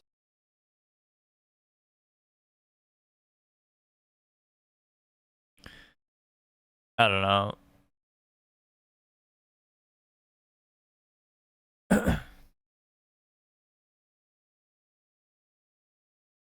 So do I want to trade the bishop for that? And the answer is I have no idea. I kind of like my diagonal. I have to protect this somehow, but it's kind of going to be a roundabout move. If I go here, you would take, I would take. I don't see immediately like what he's doing with it. So you could attack the rook. You could just ignore what I'm doing here. That's fine with me too. Yeah, when you have that good of a diagonal going towards the king, you shouldn't really give it up. So you have this here, which doesn't actually do anything. You have the check here, which is pretty dangerous, potentially. But maybe not. Let's do that so we block off the diagonal anyway. That is one good thing. And then we have a potential for... Let's just harass the knight a little bit, I guess.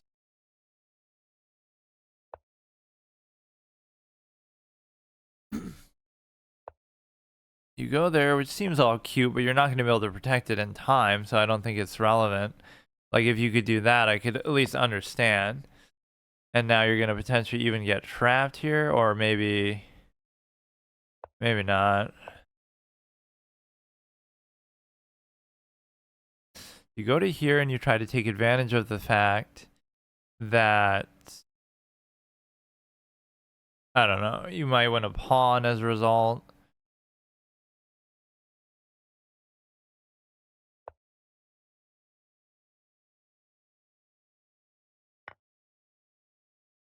So bros are at 12 rating already, which is not as hard to imagine maybe as what I would have thought, because it's a situation where... Now, should I do that or should I do this first and then do it?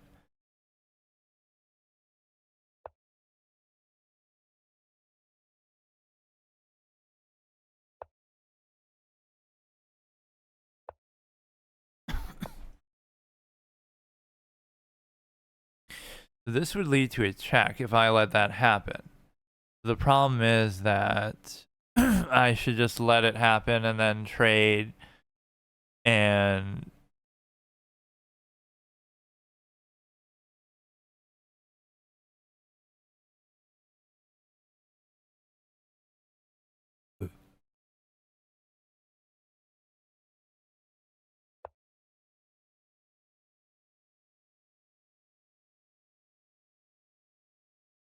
So if you take, I take, you take, I still take. That could be bad because then you're needlessly going into something that you don't need to do. So the king is still in the crosshairs of that, which is weird. I guess I'll put it here for now and just kind of see what happens. So you would take, I would take. And then it is a passed pawn and everything. But what does that mean? Like, you could go here. And then from there, you're pretty much, I don't know. you're going to have to take it first of all. And then you're also going to be covered there. And it is a passed pawn. So you just got to think creatively about how do we actually take advantage of the fact that we get to cover, and the problem is the knight is very bad at doing that. And the reason why is okay,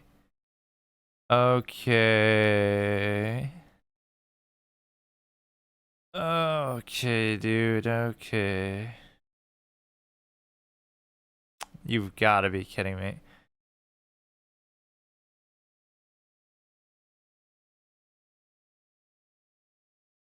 No way.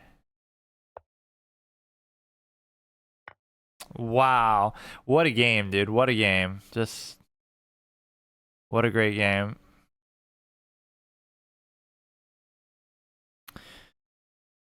Just forget it, man. I don't want to play this anymore. It's so stupid. So here you may very well still have to sack, but I'm not happy about it. So idiotic, man. Like, why can't I just... This always happens. Like, I'll get bored or I'll get sick of it in the middle of a game. Like, I always feel like it should already be over. So I'm going to come to find out that I like Blitz and Bullet better, even though I hate them in principle just because of how the game works. But you got to make sure I keep mine on on a dark square for now. And we can bully the knight a little bit. Oh, God. So it's still doable, but I'm not too happy about it. All right, dude. All right. I'm done. This is my last thing I'm doing anyway. I'm done. You can have it.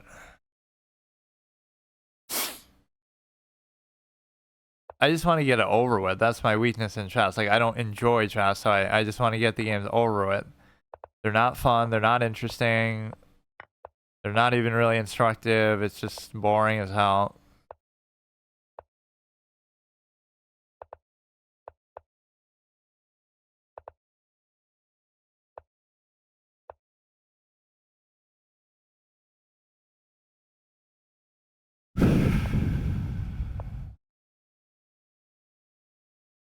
Yeah, give me a stalemate here. That would be much better.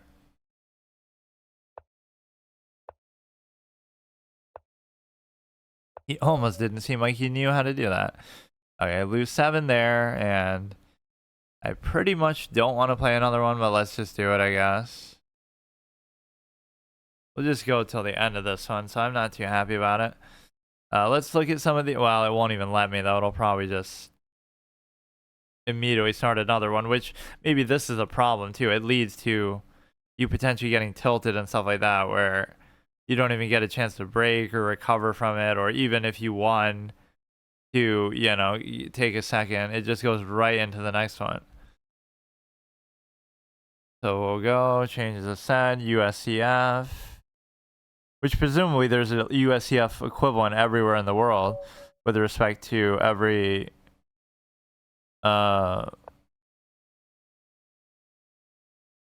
every country would have their own.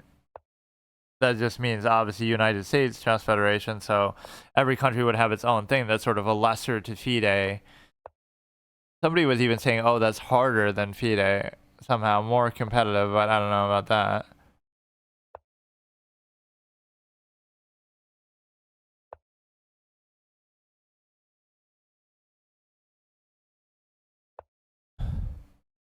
Yeah, it's 1394, which means I'm probably going to lose to him pretty... Alright. Dude, you can just tell when I don't want to play, which is pretty much all the time.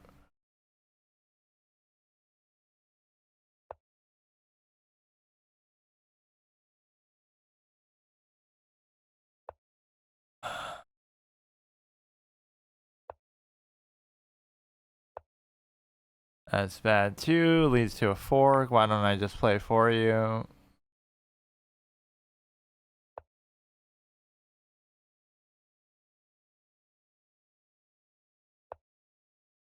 Whatever. I mean, I did effectively what I was trying to do.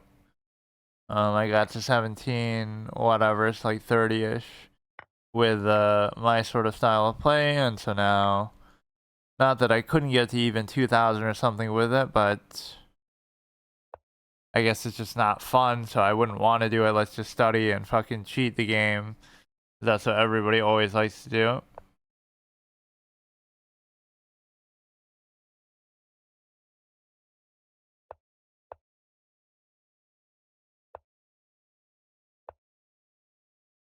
Just play like wild and crazy if you're gonna be doing this.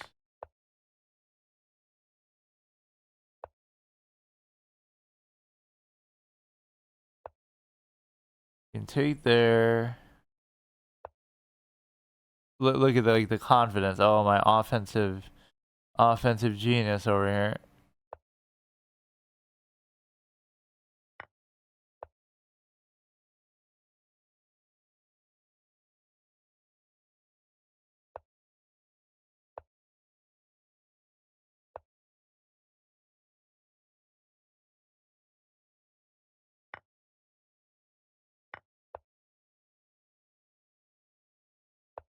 Now I will be able to effectively get that back, surely. There's no reason to think that you wouldn't. Or maybe now you won't.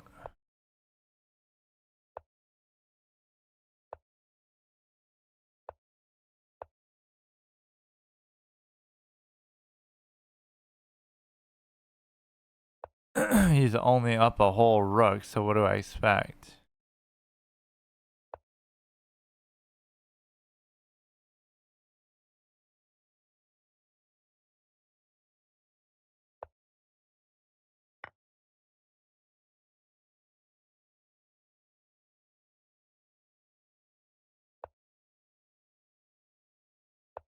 Do this, we're gonna win all these pawns, so that's totally gonna do it for me.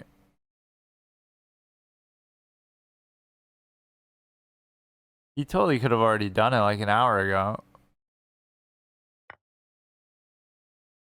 Right, he didn't need to wait for any of that.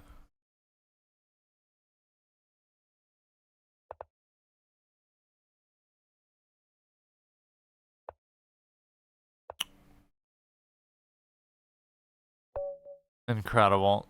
Do we really have to do more? Like, I don't want to keep throwing. I guess for the purpose of just going through the fifth art, I guess I will then. Let's do one more.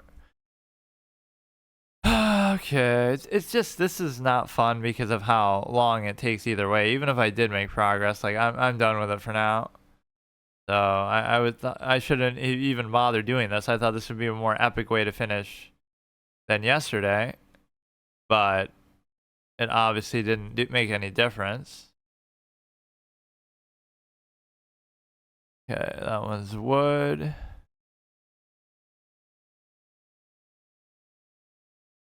This is going to be where were we? Woodchest.com. Woody, isn't that the same thing? This guy is 1560. I'm 92 now. I only won like one game. I'm surprised I'm even that high. Like, how many people are in this? This will hopefully be the last one, but this, again, could go on pretty much forever. This is what you get for trying to play a game with like a sense of honor or anything. But even then, I'm not living up to, a higher standard that would have. You got to put a bit more effort and stuff in, but it's just not fun is kind of the core point. Oh, here we go. I'm not even, I'm playing the openings like way too impatiently. Because I assume like, oh, it's just a foregone conclusion, which it is, but you'd either have to know them pretty well or, which I obviously don't. So you should be a little more careful. Even that's like a common mistake that people make is they'll play them too fast. So, okay, that's fine. This is a fine double attack position. You also have the little V-shaped thing here. This is perfectly fine. You can go harass them a little bit, which I don't really like doing that, but you could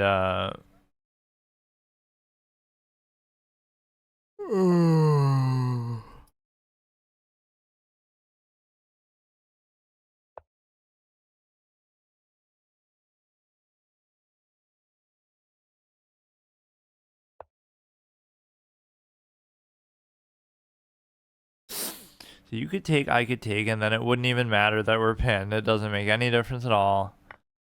And so that sort of shows you how people approach it too. Like, oh, you're gonna do bullet and blitz and stuff. And the reason why you're gonna do that is because of the simple fact that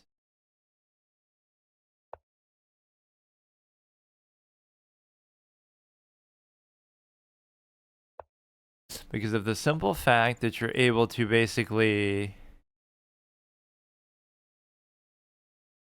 not have to think as much, and you kind of play that sort of same impatient way, like where you're almost not even enjoying it. And so the reality is that you're sort of subverting the game in the same way, but yet you're sort of not realizing the actual way the game works. The game is boring. You acknowledge it's boring in terms of the draws and the studying and similar things, but then you also don't want to embrace that fact, and then you want to say, oh, we want to play the faster formats and stuff like that. That's one of those like unusual rook positions that normally you're not in that position, so you're not really thinking about it.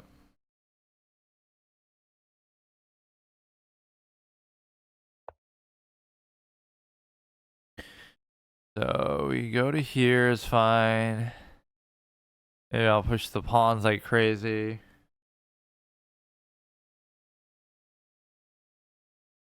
So again, even if I won every game, it's highly unlikely that I would have been winning this because whoops. Even though you have a win streak consideration, it's not enough because let me see how many games they've done. I haven't played the number of games that they've won necessarily.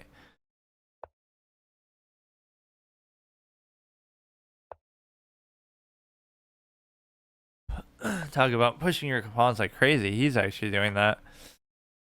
You take exactly as planned because now I want to just give checks and crazy stuff, even though that seems like a bad idea.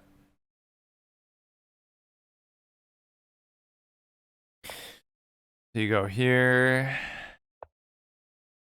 You're threatening. I want to go there. You take, I take.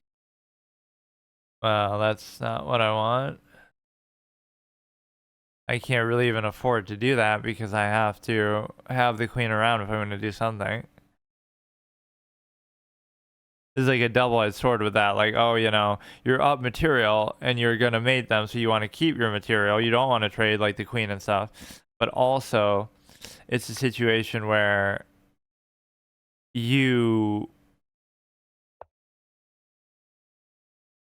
I don't know, you're up material, so you want to trade down so that you win with the extra material you have. But also, you want to also do something else, which is to trade. Like it's hard to say. Should you try to mate them with the extra material you have, or should you try to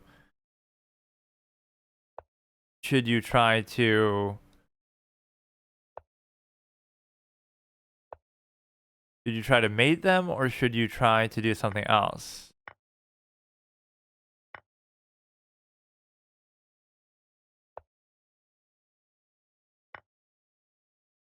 Trade down, trade everything. Not even trade down, but just trade, and then you can go from there. And so the whole thing here you have is a simple ability to consider that. Okay, you go here.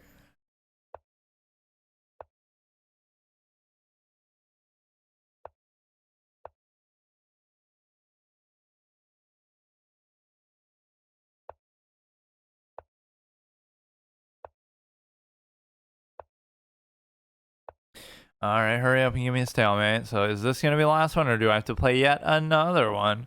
Actually, I can't even, because this is like my last piece of art, I think. Yeah, at least he's getting it to where the pawns could potentially stalemate me. Like, letting me move them or taking them.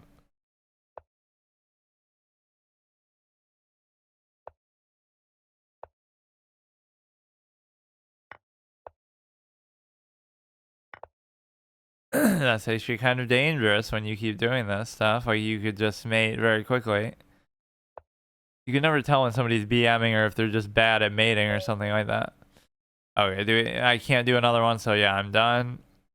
So yeah, whatever. That wasn't the kind of finale I wanted, but you can just tell, like, I'm so bored with it at times. Like, I'm just forcing myself to play.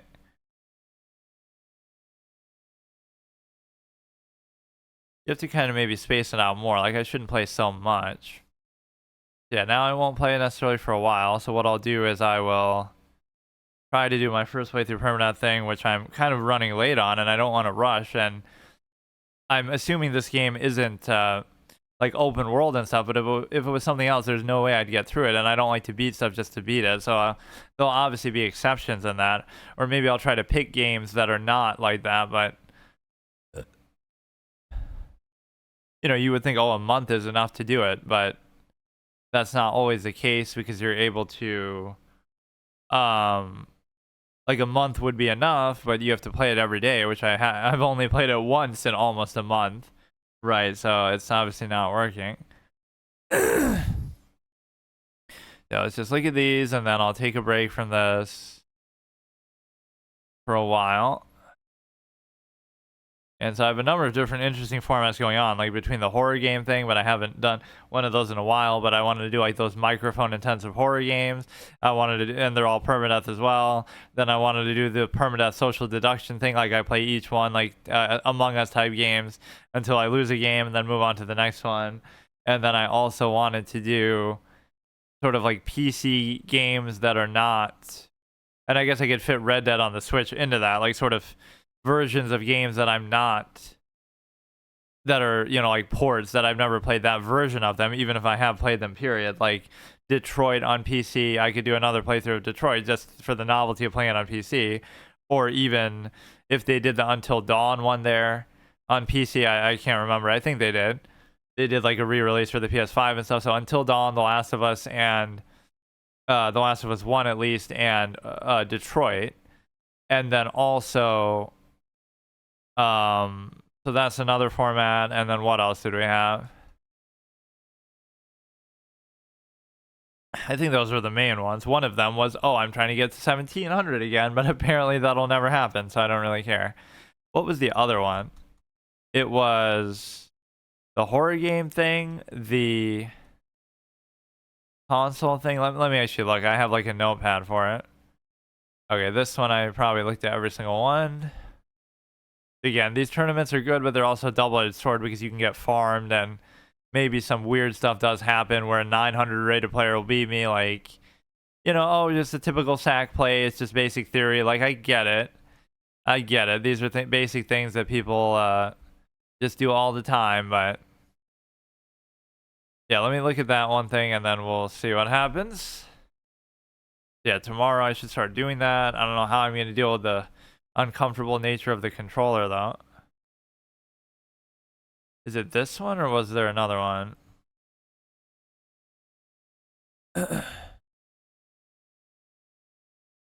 This must be it. So you have, yeah, Lachess Road to 2000, but more so it was trying to get it into at least 17 for now. Permadeath horror microphone thing, first playthrough permadeath new games, which we're doing. There's basically 5 main things, right? You could do the chess thing anytime. This I can do anytime. I'm not in a hurry. This one I am in a hurry to do. First playthrough permadeath every month. I should do that like for the 15th of December coming up. I should get another one and start that and be done with it by January 15th. But I barely even started this one, and then social deduction games, PC ports. I guess I should add Until Dawn to that. And then Red Dead, that's just like a bonus little fun thing that I do. The Bounty Hunter series that I just did a couple times for Thanksgiving.